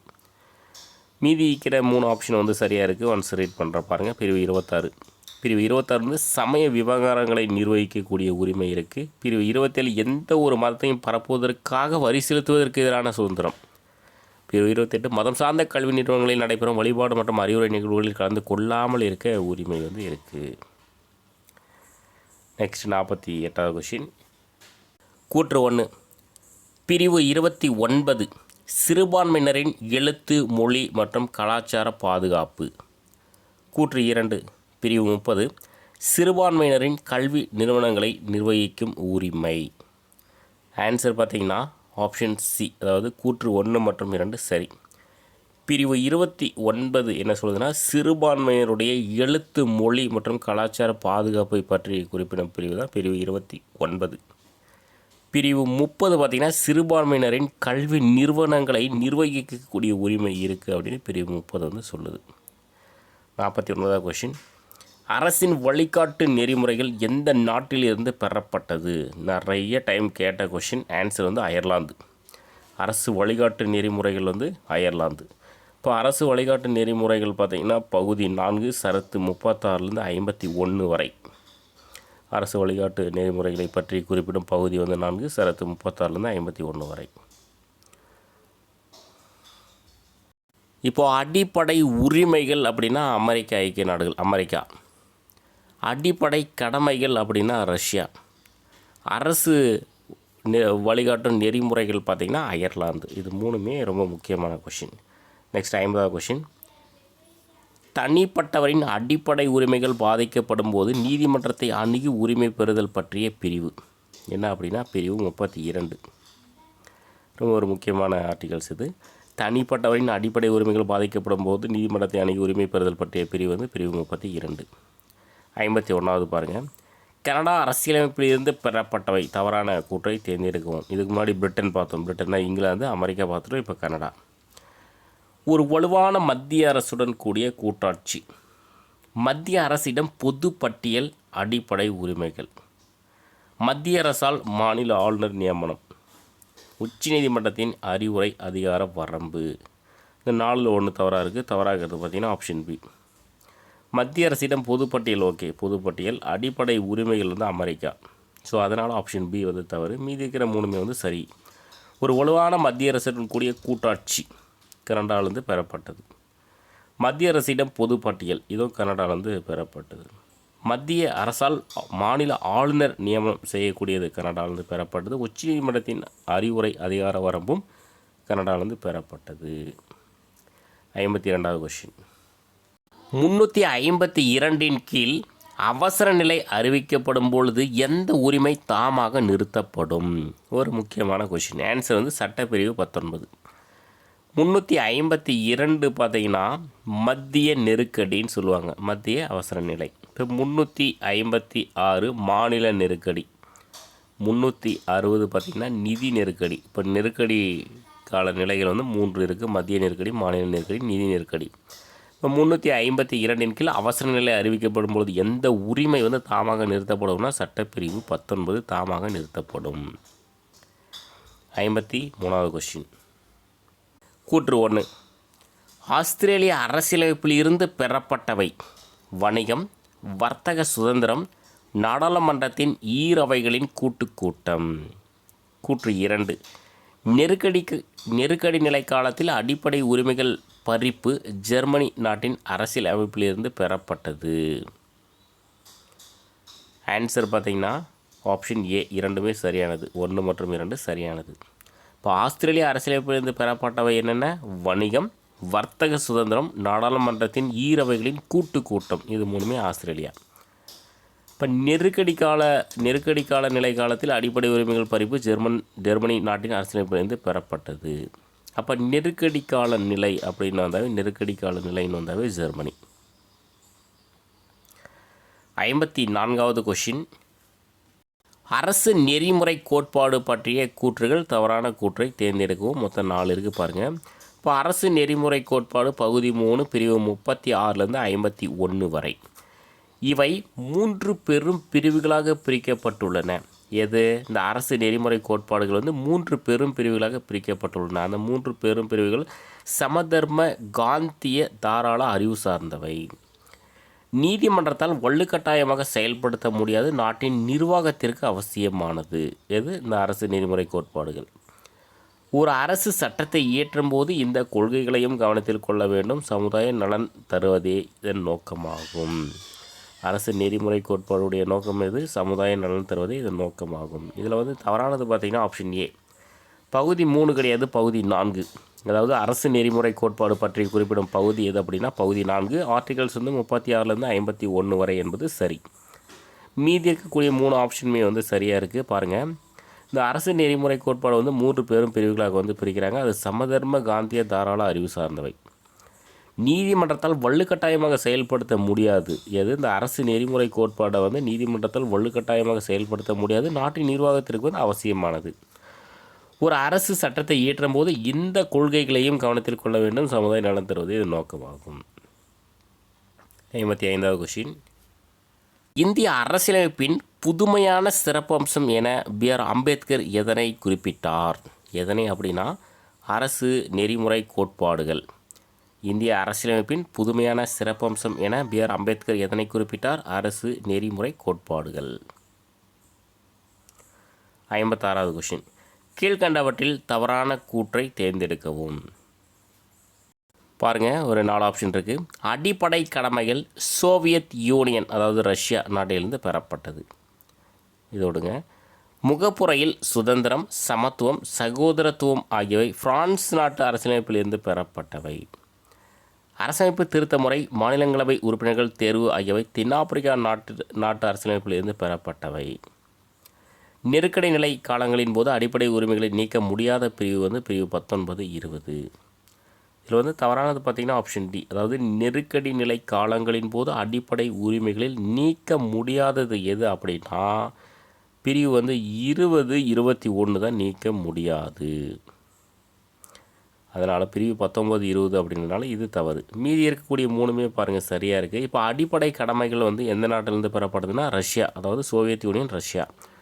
இப்போ முகப்புறையில் சுதந்திரம், சமத்துவம், சகோதரத்துவம் ஆகியவை பிரான்ஸ் நாட்டு அரசியலமைப்பிலிருந்து பெறப்பட்டவை. இப்போ பிரெஞ்சு புரட்சி 1789 வந்து வந்திருக்கும். அந்த புரட்சியின் அடிப்படையில் தான் இது இந்திய அரசியலமைப்பு வந்து சேர்த்துருப்பாங்க. இப்போ அரசமைப்பு திருத்த முறைனா இது சட்ட திருத்தம். இப்போ சட்ட திருத்தம் எந்த நாட்டிலேருந்து கொண்டு வரப்பட்டது? தென்னாப்பிரிக்கா நாடு. மாநிலங்களவை உறுப்பினர் தேர்வு, அதுவும் தென்னாப்பிரிக்கா நாட்டு அரசியலமைப்பிலிருந்து பெறப்பட்டவை. நெக்ஸ்ட் 57. அரசு நெறிமுறை கோட்பாடுகள் எந்த நாட்டிலிருந்து பெறப்பட்டது? இது ரிப்பீட்டடாக வந்துருச்சு, ஒன்றும் பிரச்சனை இல்லை. ஆன்சர் வந்து அயர்லாந்து. ஒரு 100 கொஷின் எடுக்கும்போது ஒரு சில கொஷின் ரிப்பீட்டட் ஆகிடுது. அரசு நெறிமுறை கோட்பாடுகள் எந்த நாட்டிலிருந்து பெறப்பட்டது? அயர்லாந்து. 58வது கொஷின் கூற்று 1. அடிப்படை உரிமைகள் அரசாங்கத்தால் கூட இந்த உரிமையை சுருக்கவோ நீக்கவோ முடியாது. கூற்று 2. இவற்றை நீதிமன்ற சட்டத்தால் செயற்படுத்த முடியாது. ஆன்சர் பார்த்தீங்கன்னா கூற்று 1 சரி, கூற்று 2 தவறு. இவற்றை நீதிமன்ற சட்டத்தால் செயல்படுத்த முடியும், முடியாதுன்னு இருக்குது, அதனால் முடியும். அடிப்படை உரிமைகள் வந்து அரசாங்கத்தால் கூட இந்த உரிமையை சுருக்கவோ நீக்கவோ முடியாது, இவற்றை நீதிமன்ற சட்டத்தால் செயல்படுத்த முடியும். 59வது கொஷின். தவறான கூற்றை தேர்ந்தெடுக்குவோம். பாருங்கள், ஆப்ஷன் ஏ பாருங்கள். இந்தியாவில் கலப்பு பொருளாதார முறை கடைபிடிக்கப்படுகிறது. இந்தியாவில் அரசு மதம் என ஒன்றில்லை, அனைத்து மதங்களும் சமமாக அங்கீகரிக்கப்பட்டுள்ளன. அமைச்சரவை குழு செயல்பாடுகளை நாடாளுமன்றம் கட்டுப்படுத்துவதால் நாடாளுமன்ற ஆட்சி முறை என அழைக்கப்படுகிறது. இந்திய அரசமைப்பு இரட்டை குடியுரிமையை வழங்குகிறது. இதில் தவறானது பார்த்தீங்கன்னா ஆப்ஷன் டி. இந்திய அரசு வந்து ஒற்றை குடியுரிமையை வழங்குகிறது. மீதி இருக்கக்கூடிய 3மே வந்து சரியாக இருக்குது. அதாவது இந்தியாவில் கலப்பு பொருளாதார முறை கடைபிடிக்கப்படுகிறது என்பது சரி. இந்தியாவில் அரசு மதம் என ஒன்றில்லை, அனைத்து மதங்களும் சமமாக அங்கீகரிக்கப்பட்டுள்ளன. அமைச்சரவை குழு செயல்பாடுகளை நாடாளுமன்றம் கட்டுப்படுத்துவதால் நாடாளுமன்ற ஆட்சி முறை என அழைக்கப்படுகிறது. கூற்று 1. அரசு நெறிமுறையுறுத்தும் கோட்பாடுகள் அரசுக்கு வெறும் அறிவுறுத்தல்களே ஆகும். கூற்று 2. எந்த நீதிமன்றத்தாலும் கட்டாயப்படுத்த முடியும். ஆன்சர் பார்த்திங்கன்னா கூற்று 1 சரி, 2 தவறு. அதாவது அரசு நெறிமுறை உறுத்தும் கோட்பாடுகள் வந்து எந்த நீதிமன்றத்தாலும் கட்டாயப்படுத்த முடியாது. முடியும்னு கொடுத்துங்கிறது முடியாது. இப்போ அரசு நெறிமுறை கோட்பாடுகள் வந்து அரசுக்கு வெறும் அறிவுறுத்தல்களே ஆகும், எந்த நீதிமன்றத்தாலும் கட்டாயப்படுத்த முடியாது. இதே வந்து அடிப்படை உரிமைகள்லாம் கட்டாயப்படுத்த முடியும். 61வது கொஷின். கூற்று 1. 2015 பிப்ரவரி 27 அன்று மக்களவையில் குடியுரிமை சட்டம் 1955 திருத்தங்களை கொண்டு வந்துள்ளது. கூற்று 2. இந்திய அரசமைப்பு பகுதி 2 அடிப்படை உரிமைகளுக்கான பிரிவுகள் குறிப்பிடப்பட்டுள்ளன. ஆன்சர் பார்த்திங்கன்னா கூற்று 1 சரி, கூற்று 2 தவறு. இந்திய அரசமைப்பு பகுதி 2 கிடையாது, 3 அடிப்படை உரிமைகளுக்கான பிரிவுகள் குறிப்பிடப்பட்டுள்ளன. பகுதி 3 தான் வந்து அடிப்படை உரிமைகள், பகுதி 2 வந்து குடியுரிமை பற்றியது. கூற்று 1 வந்து சரியாக இருக்குது. 2015 பிப்ரவரி 17 அன்று மக்களவையில் குடியுரிமை சட்டம் 1955 திருத்தங்களை கொண்டு வந்துள்ளது என்பது சரி. 62வது கொஷின். பிரிவு 45 திருத்தப்பட்டு பிரிவு 21A தொடக்க கல்வி அடிப்படை உரிமையாக சேர்க்கப்பட்டது எந்த சட்ட திருத்தம்? நிறைய டைம் கேட்ட கொஷின். 86வது திருத்தம் 2002. அதாவது பிரிவு 45 திருத்தப்பட்டு பிரிவு 21A தொடக்க கல்வி அடிப்படை உரிமையாக சேர்க்கப்பட்டது எந்த சட்ட திருத்தம்? 86வது சட்ட திருத்தம். 86வது சட்ட திருத்தம் 2002. கீழ்கண்டவற்றில் தவறான கூற்றை தேர்ந்தெடுக்குவோம். பாருங்கள், 4 ஆப்ஷன் இருக்குது. அடிப்படை கடமை அயர்லாந்து நாட்டிலிருந்து பெறப்பட்டது. 1976ஆம் ஆண்டு அடிப்படை கடமைகள் குறித்து அமைக்கப்பட்ட கமிட்டி சர்தார் ஸ்வரன் சிங் கமிட்டி. அடிப்படை கடமைகள் பற்றி குறிப்பிடும் பகுதி மற்றும் பிரிவு பகுதி வந்து 4A, பிரிவு 51A. 86வது திருத்த சட்டம் 2002 படி 51A கீழ் 11வது அடிப்படை கடமை அறிமுகப்படுத்தப்பட்டது. இது 6 முதல் 14 வயது வரை உள்ள குழந்தைகள் அனைவருக்கும் கல்வி பெறும் வாய்ப்பினை வழங்குதல் ஆகும். இதில் தவறானது பார்த்தீங்கன்னா ஆப்ஷன் ஏ. அடிப்படை கடமை வந்து அயர்லாந்து நாட்டிலிருந்து பெறப்பட்டது. அயர்லாந்து கிடையாது, அடிப்படை கடமைகள். இப்போ தான் ஒரு 2 கொஸ்டினுக்கு முன்னாடி பார்த்தோம். ரஷ்யா, முன்னாள் சோவியத் யூனியன் ரஷ்யாவிலிருந்து பெறப்பட்டது. அரசு வழிகாட்டு நெறிமுறைகள் தான் அயர்லாந்திலிருந்து பெறப்பட்டது. மீதி இருக்கிறது பாருங்கள், 3மே ரொம்ப முக்கியமானது. 1976ஆம் ஆண்டு அடிப்படை கடமைகள் குறித்து அமைக்கப்பட்ட கமிட்டி எதுன்னு நிறைய கொஷின் கேட்டிருக்காங்க. சர்தார் ஸ்வரன் சிங் கமிட்டி. அடிப்படை கடமைகள் பற்றி குறிப்பிடும் பகுதி மற்றும் பிரிவு பார்த்திங்கன்னா பகுதி 4A, பிரிவு 51A. இப்போ 86வது திருத்த சட்டம் 2002 படி 51A கீழ் 11வது அடிப்படை கடமை வந்து அறிமுகப்படுத்தப்பட்டது. அந்த 11வது அடிப்படை கடமை என்னென்னா, இது 6 முதல் 14 வயது வரை உள்ள குழந்தைகள் அனைவருக்கும் கல்வி பெறும் வாய்ப்பினை வழங்குதலாகும். அதுதான் வந்து 11வது அடிப்படை கடமை. நெக்ஸ்ட் 64வது கொஷின். கூற்று 1. தொடக்கத்தில் சொத்துரிமை உறுப்பு 31A கீழ் வழங்கப்பட்டு இருந்தது. இதன்படி சொத்துரிமையும் அடிப்படை உரிமையாக இருந்தது. கூற்று 2 42வது திருத்தம் 1976 சொத்துரிமையை அடிப்படை உரிமையிலிருந்து நீக்கிவிட்டு 300 ஆக சேர்த்தது. இதன் மூலம் சொத்துரிமை சட்ட உரிமையாக கருதப்படுகிறது. ஆன்சர் பார்த்தீங்கன்னா ஆப்ஷன் டி 1 மட்டும் சரியானது. கூற்று 2 ஏன் தவறு அப்படின்னா 44வது சட்ட திருத்தம் 1978 தான் இந்த சொத்துரிமை அடிப்படை உரிமையிலிருந்து நீக்கிவிட்டு உறுப்பு 300 ஆக சேர்த்தது. இதன் மூலம் சொத்துரிமை சட்ட உரிமையாக கருதப்படுகிறது. திருத்தம் 44வது திருத்தம் 1978. ஸோ தொடக்கத்தில் சொத்துரிமை 31 ஆவின் கீழ் தான் இருந்தது, அடிப்படை உரிமையாக இருந்தது. ஆரம்பத்தில் 7 அடிப்படை உரிமை இருந்தது. சொத்துரிமை சாதாரண உரிமையாக மாறின அப்புறம் 6 அடிப்படை உரிமைகள் இப்போது இருக்குது. கீழ்கண்டவற்றில் சரியானதை தேர்ந்தெடுக்கவும். பாருங்கள், மொத்தம் ஒரு 3 கூற்று இருக்குது. மத்திய மாநில அரசுகளுக்கு இடையேயான அதிகார பகிர்வினை பற்றி கூறும் அட்டவணை 8வது அட்டவணை. நாடாளுமன்றம் மற்றும் மாநில சட்டமன்றங்கள் பொது பட்டியலில் உள்ள துறைகள் மீது சட்டம் இயற்ற அதிகாரம் கொண்டுள்ளன. மத்திய அரசுக்கும் மாநில அரசுக்கும் இடையே பொது பட்டியலில் உள்ள துறைகள் குறித்து சட்டம் இயற்றும் பொழுது முரண்பாடு ஏற்பட்டால் மத்திய அரசு இயற்றும் சட்டமே இறுதியானது. இல்லை, ஆன்சர் பார்த்தீங்கன்னா ஆப்ஷன் பி 2, 3. கூற்று 2, 3 சரி, 1 தவறு. 1 ஏன் தவறுனா 8வது அட்டவணை கிடையாது, 7வது அட்டவணை. மத்திய மாநில அரசுகளுக்கு இடையான அதிகார பகிர்வினை பற்றி கூறும் அட்டவணை 7வது அட்டவணை. இப்போ பொது பட்டியலில் மத்திய நாடாளுமன்றமும் மாநில சட்டமன்றங்கள் ரெண்டுமே சட்டம் இயற்றும் அதிகாரம் இருக்குது பொது பட்டியலில். அதே மாதிரி மத்திய அரசுக்கு மாநில அரசுக்கு இடையே பொது பட்டியலில் உள்ள துறைகள் குறித்து சட்டம் இயற்றும் பொழுது முரண்பாடு ஏற்பட்டால் மத்திய அரசு இயற்றிய சட்டமே இறுதியானது.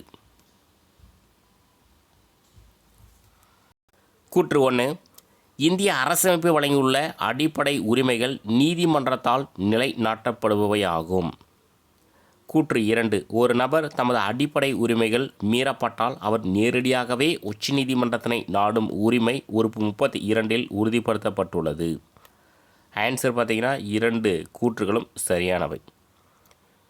இந்திய அரசமைப்பு வழங்கியுள்ள அடிப்படை உரிமைகள் நீதிமன்றத்தால் நிலைநாட்டப்படுபவை ஆகும். ஒரு நபர் தமது அடிப்படை உரிமைகள் மீறப்பட்டால் அவர் நேரடியாகவே உச்சநீதிமன்றத்தை நாடும் உரிமை 32 உறுப்பு 32 உறுதிப்படுத்தப்பட்டுள்ளது. 67வது கொஸ்டின்.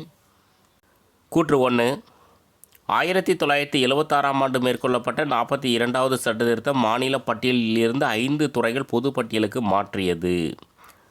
கூற்று 2 அவை கல்வி, காடுகள், எடைகள் மற்றும் அளவுகள், பறவைகள் மற்றும் வனவிலங்கு பாதுகாப்பு, உச்சநீதிமன்றம், உயர்நீதிமன்ற அமைப்புகளை தவிர பிற நீதிமன்றங்களின் நீதி நிர்வாகம். ஆன்சர் பார்த்தீங்கன்னா கூற்று 1 தவறு, 2 சரி. கூற்று 1 ஏன் தவறு அப்படின்னா 1976ஆம் ஆண்டு மேற்கொள்ளப்பட்ட 42வது திருத்தம், 44வது திருத்தம் கிடையாது, 42வது சட்ட திருத்தம் தான் மாநில பட்டியலில் இருந்து 5 துறைகள் பொது பட்டியலுக்கு மாற்றியது.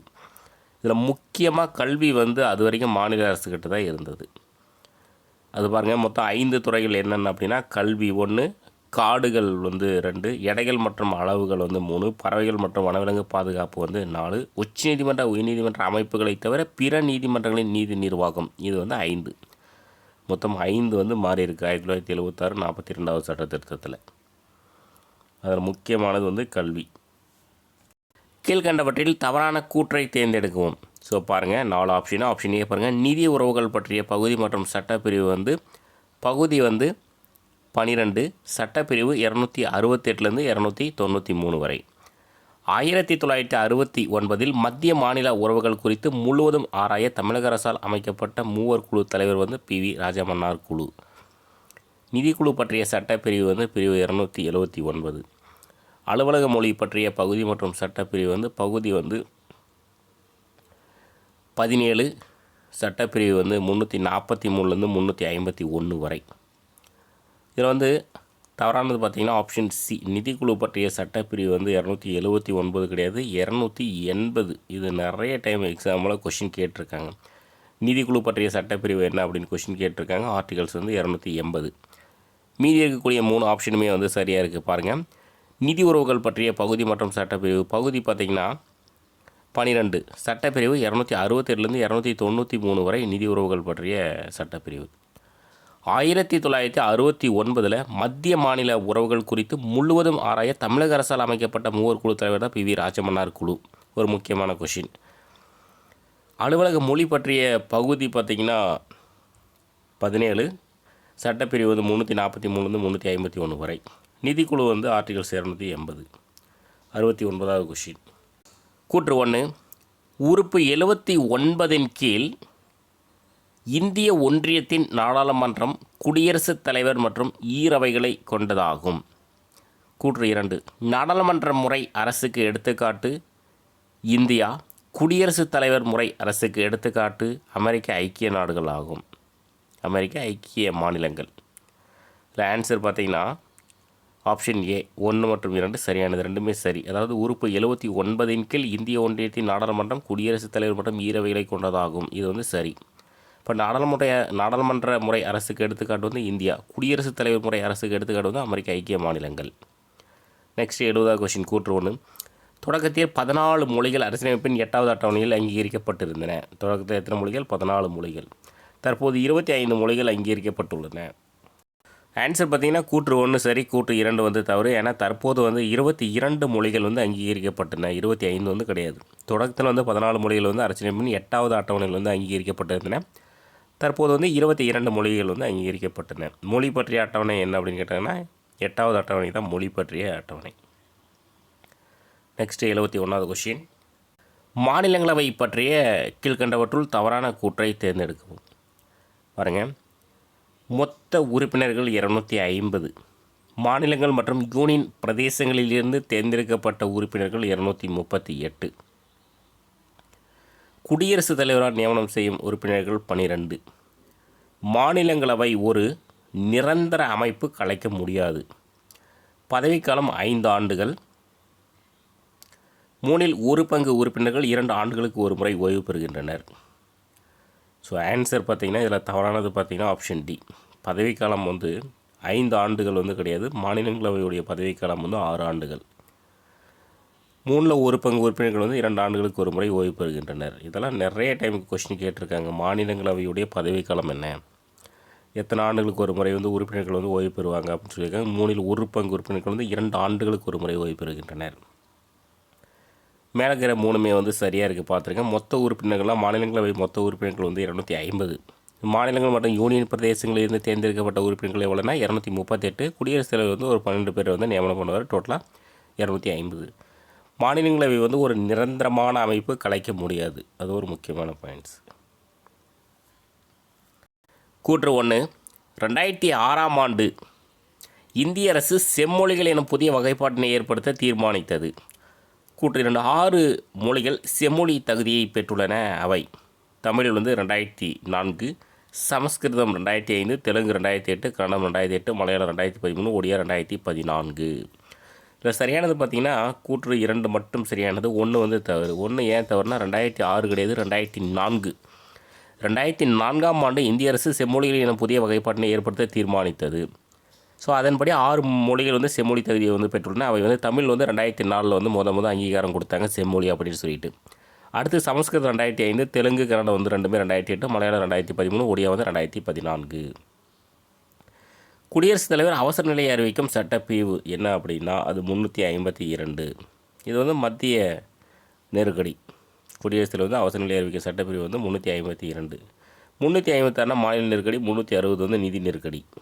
இந்த 280 வந்து நிதிக்குழு பற்றிய பிரிவு தான் 280. மக்களவை பற்றி கீழ்கண்டவற்றுள் தவறான கூற்றை தேர்ந்தெடுக்கவும். பாருங்கள், 4 ஆப்ஷன் இருக்குது. மொத்த உறுப்பினர்கள் 545, மக்களால் தேர்ந்தெடுக்கப்படும் உறுப்பினர்கள் 543, குடியரசுத் தலைவர் 2 ஆங்கிலோ இந்தியன் உறுப்பினர்களை நியமனம் செய்கிறார், மக்களவையின் பதவிக்காலம் 6 ஆண்டுகளாகும், மக்களவையை கலைக்கும் அதிகாரம் பெற்றவர் குடியரசுத் தலைவர்.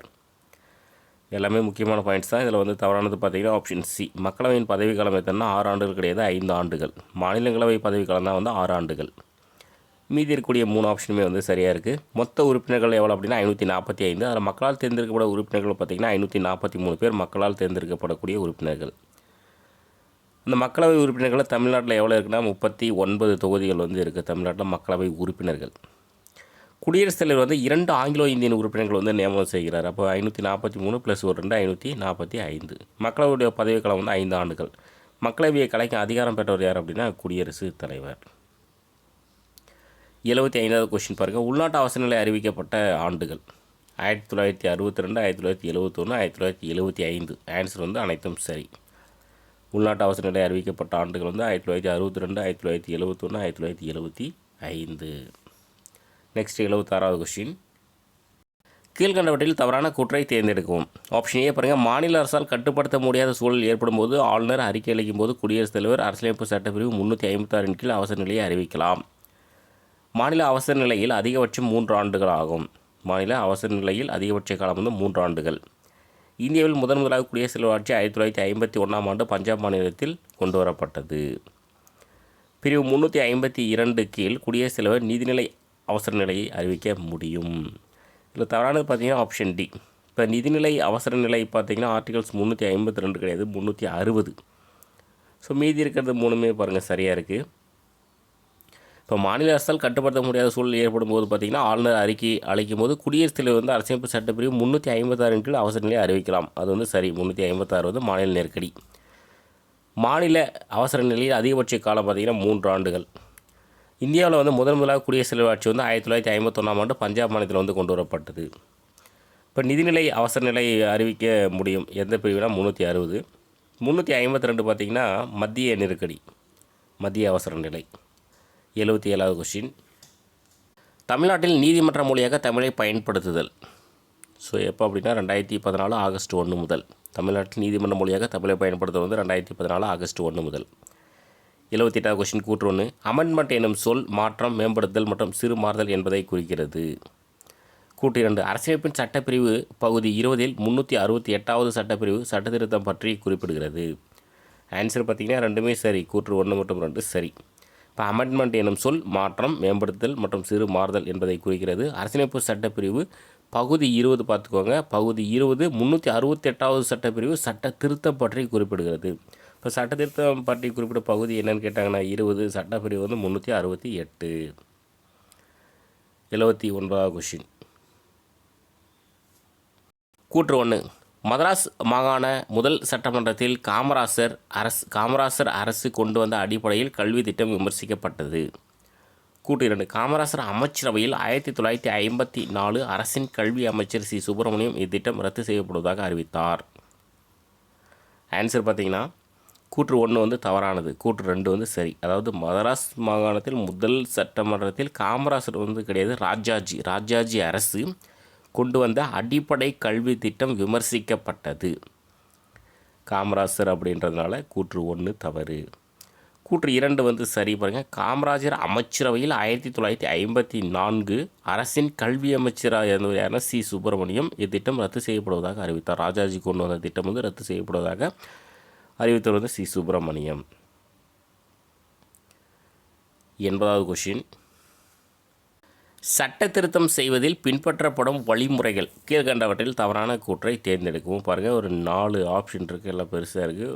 ஒவ்வொன்றா கிளியராக பார்த்துக்கலாம். ஆப்ஷன் ஏ பாருங்கள்.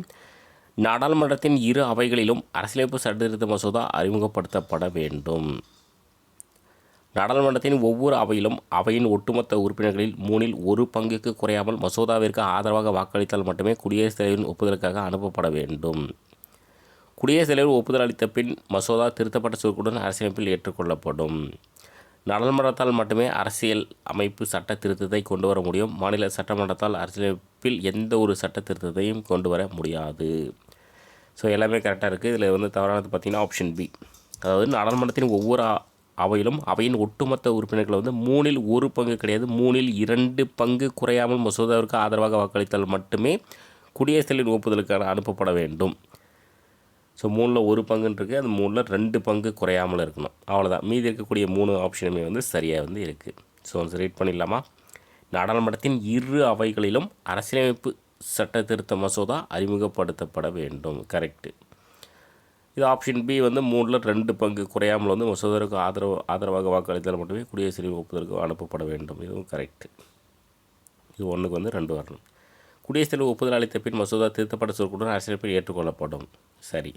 நாடாளுமன்றத்தால் மட்டும்தான் வந்து அரசியலமைப்பு சட்ட திருத்தத்தை வந்து கொண்டு வர முடியும். மாநில சட்டமன்றத்தால் வந்து எந்த ஒரு சட்டத்தையும் திருத்தத்தையும் கொண்டு வர முடியாது. இது வந்து சரி. நெக்ஸ்ட் 81வது கொஸ்டின். அரசியலமைப்பு 368வது சட்டப்பிரிவு சட்டத்திருத்தத்தின் 3 வழிமுறைகள் சரியானதை தேர்ந்தெடுக்கவும்.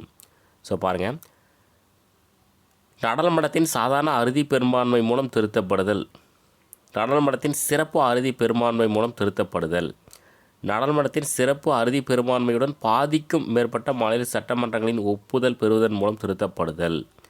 ஆன்சர் பார்த்தீங்கன்னா ஆப்ஷன் டி, அனைத்தும் சரி. இப்போ சட்டத்திருத்தம் பற்றி குறிப்பிடும் பிரிவுனா 368வது பிரிவு. 3 வழிமுறைகள் இருக்குது. அந்த 3 வழிமுறைகள் இதுதான். ஒன்று அறுதி பெரும்பான்மை, இன்னொன்று சிறப்பு அறுதி பெரும்பான்மை, இன்னொன்று சிறப்பு அறுதி பெரும்பான்மை மற்றும் பாதிக்கும் மேற்பட்ட மாநில சட்டமன்றங்களின் ஒப்புதல் பெறுவதன் மூலம் திருத்தப்படுதல். 82வது கொஷின், குறு அரசியலமைப்பு என அழைக்கப்படும் சட்ட திருத்தம் எது? நிறைய டைம் கேட்ட கொஷின். 42வது திருத்தம் 1976. இது குறு அரசியலமைப்பு என அழைக்கப்படக்கூடிய சட்ட திருத்தம். 42வது திருத்தம் 1976. 83வது கொஷின், அரசியலமைப்பு செயல்பாடு குறித்து ஆய்வு செய்ய 2000ஆம் ஆண்டில் இந்திய அரசு டேஸ் தலைமையில் தேசிய சீராய்வு ஆணையம் ஒன்றை அமைத்தது.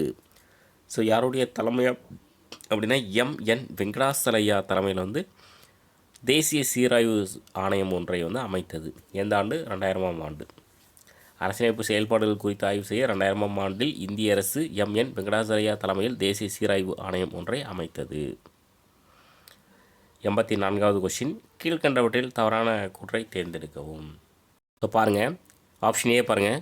ராஜாஜி தனது முதல் நிதிநிலை அறிக்கையை மதராஸ் சட்டமன்றத்தில் தாக்கல் செய்த ஆண்டு 1937. சி.என். அண்ணாதுரை ஆட்சியில் இந்து திருமண சட்டம் திருத்தப்பட்டு சுயமரியாதை திருமணங்கள் சட்டப்பூர்வமாக அங்கீகரிக்கப்பட்டன. வாரிசு அடிப்படையில் கிராம நிர்வாக அலுவலரான கர்ணம் பதவிக்கு முடிவு கட்டியவர் எம்.ஜி. ராமச்சந்திரன். மதிய உணவு திட்டத்தை விரிவுபடுத்தி சத்துணவு திட்டமாக மேம்படுத்தியவர் காமராசர். இதில் தவறானது பார்த்திங்கன்னா ஆப்ஷன் டி, அதாவது மதிய உணவு திட்டத்தை விரிவுபடுத்தி சத்துணவு திட்டமாக மேம்படுத்தியவர் யார் அப்படின்னா எம்ஜிஆர். காமராசர் மதிய உணவு திட்டத்தை கொண்டு வந்தவர் தான் காமராசர். மதிய உணவு திட்டத்தை சத்துணவு திட்டமாக மாற்றியவர் யார் அப்படின்னா எம்ஜிஆர். ஸோ மீதி இருக்கக்கூடிய 3 ஆப்ஷனுமே சரியாக இருக்குது. இப்போ ராஜாஜி தனது முதல் நிதிநிலை அறிக்கையை மதராஸ் சட்டமன்றத்தில் தாக்கல் செய்த ஆண்டு 1937 என்பது சரி. சி.என். அண்ணாதுரை ஆட்சியில் இந்து திருமண சட்டம் திருத்தப்பட்டு சுயமரியாதை திருமணங்கள் சட்டபூர்வமாக அங்கீகரிக்கப்பட்டன, அதுவும் சரி. வாரிசு அடிப்படையில் கிராம நிர்வாக அலுவலரான கர்ணம் பதவிக்கு முடிவு கட்டியவர் யார் அப்படின்னா எம்ஜிஆர், எம்.ஜி. ராமச்சந்திரன். 85வது கொஷின், அரசின் பல்வேறு நிலைகள் அவற்றிற்கு இடையான தொடர்பு மற்றும் பங்களிப்புகள் குறித்து புதிய நோக்கத்தோடு ஆராய 2007ஆம் ஆண்டு 3 உறுப்பினர்களை கொண்ட டேஸ் தலைமையில் ஆணையத்தை அமைத்தது. ஸோ யாருடைய தலைமை அப்படின்னா எம்.எம். பூஞ்சி தலைமையில். அரசின் பல்வேறு நிலைகள் அவற்றுக்கு இடையான தொடர்பு மற்றும் பங்களிப்புகள் குறித்து புதிய நோக்கத்தோடு ஆராய 2007ஆம் ஆண்டு 3 உறுப்பினர்களை கொண்ட எம்.எம். பூஞ்சி தலைமையில் ஆணையத்தை அமைத்தது. 86வது கொஷின், 1215 இங்கிலாந்து மன்னர் டேஸ் என்பவர் வெளியிடப்பட்ட உரிமைகள் பட்டயமே மகா சாசனம் எனப்படுகிறது. ஸோ யார் அப்படின்னா முதலாம் ஜான். 1215 இங்கிலாந்து மன்னர் முதலாம் ஜான் என்பவரால் வெளியிடப்பட்ட உரிமைகள் பட்டயமே மகா சாசனம் எனப்படுகிறது. 87வது கொஷின், கீழ்கண்டவற்றில் தவறான கூற்றை தேர்ந்தெடுக்கவும். பாருங்கள், முதலாவது மொழிக்குழு அமைக்கப்பட்ட ஆண்டு 1955. 1978ஆம் ஆண்டு 44வது சட்ட திருத்தத்தின்படி சொத்துரிமை அடிப்படை உரிமையிலிருந்து நீக்கப்பட்டது. சட்டப்பிரிவு 31 நீக்கப்பட்டு தற்போது 12 கீழ் 300A கீழ் சொத்துரிமை சாதாரண உரிமையாக உள்ளது. சிறார் இலவச கட்டாய கல்வி சட்டம் கொண்டு வரப்பட்ட ஆண்டு 2009. இதில் பார்த்திங்கன்னா எல்லாமே சரியாக இருக்குது. நம்ம கொஷின் பேப்பரில் எது தப்பாக இருக்குன்னா 44 கிடையாது, 42. இதில் நம்ம சரியாகவே வந்துருச்சு. இதை கரெக்ஷன் பண்ணாமல் வச்சுட்டோம். கொஷின் பேப்பரில் அங்கே 42 இருக்கும். 42ங்கிறதுனால ஆன்சருக்கு பார்த்திங்கன்னா ஆப்ஷன் பி.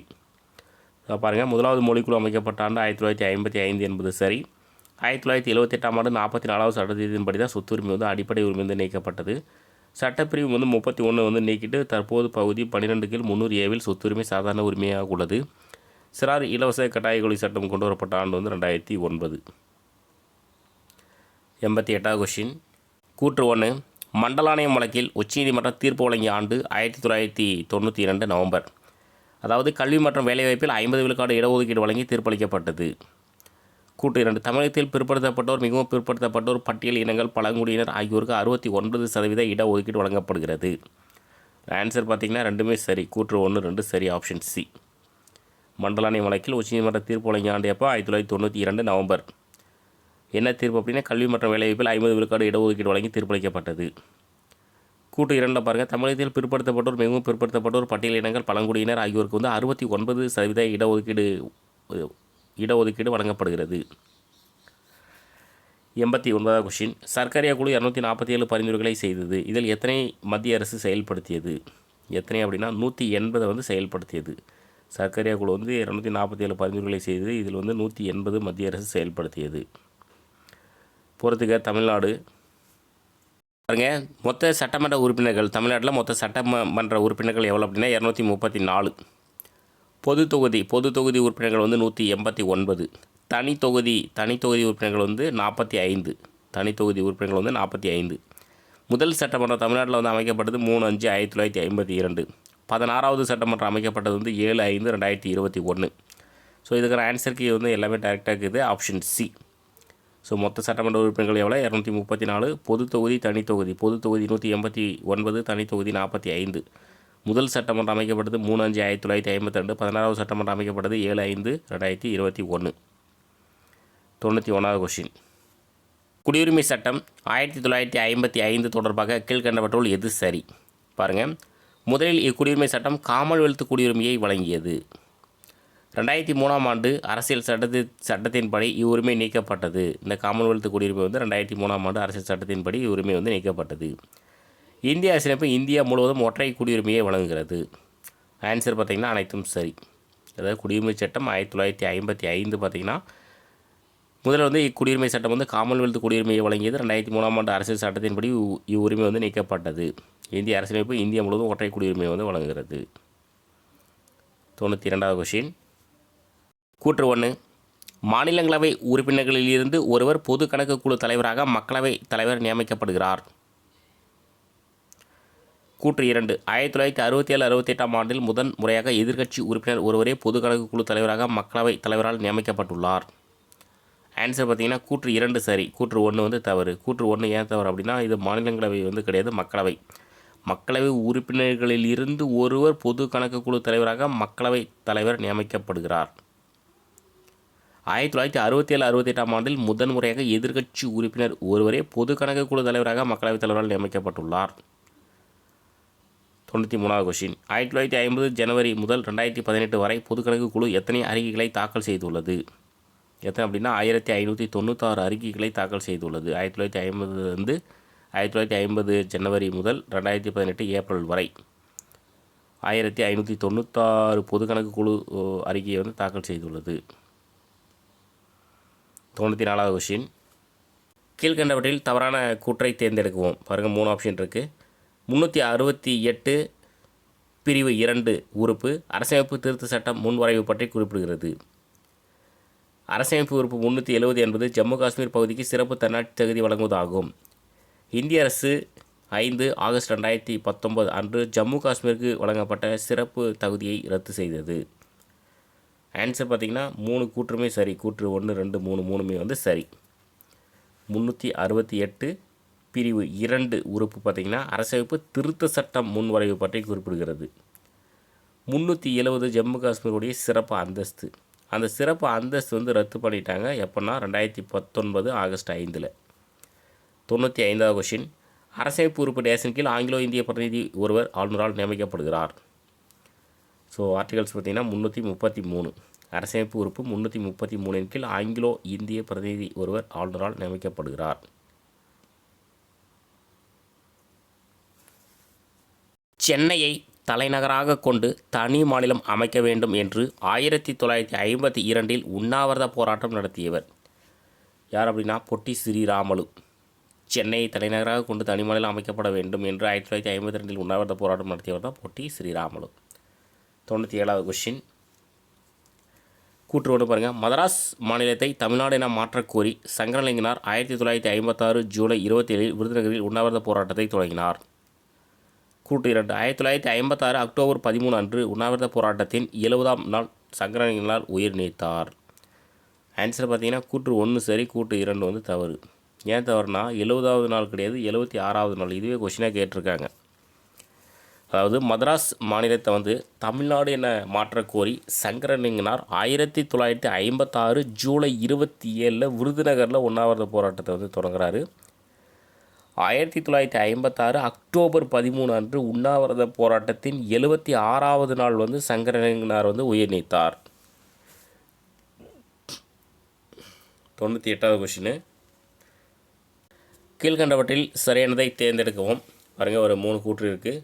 வரதட்சணை ஒழிப்பு சட்டம் கொண்டு வரப்பட்ட ஆண்டு 9 மே 1961. பயங்கரவாத தடுப்பு சட்டம் கொண்டு வரப்பட்டது 2002 மார்ச். மதராஸ் மாநில பெயர் மாற்றம் சட்டம் 14 ஜனவரி 1968 ஆண்டு தமிழ்நாடு என பெயர் மாற்றம் செய்யப்பட்டது. இதில் வந்து ஆன்சர் பார்த்திங்கன்னா ஆப்ஷன் ஏ, அதாவது கூற்று 1, 2 சரி, 3 வந்து தவறு. 3 ஏன் தவறு அப்படின்னா 1968 கிடையாது, 1969. அதாவது மதராஸ் மாநில பெயர் மாற்றம் சட்டம் 14 ஜனவரி 1969 ஆண்டு தமிழ்நாடு என பெயர் மாற்றம் செய்யப்பட்டது. மீதி மேலே இருக்கிற கூற்று 1, 2 ரெண்டுமே வந்து சரி. வரதட்சணை ஒழிப்பு சட்டம் வந்து மே 9, 1961. பயங்கரவாத தடுப்பு சட்டம் 2002 மார்ச். 99வது கொஷின்.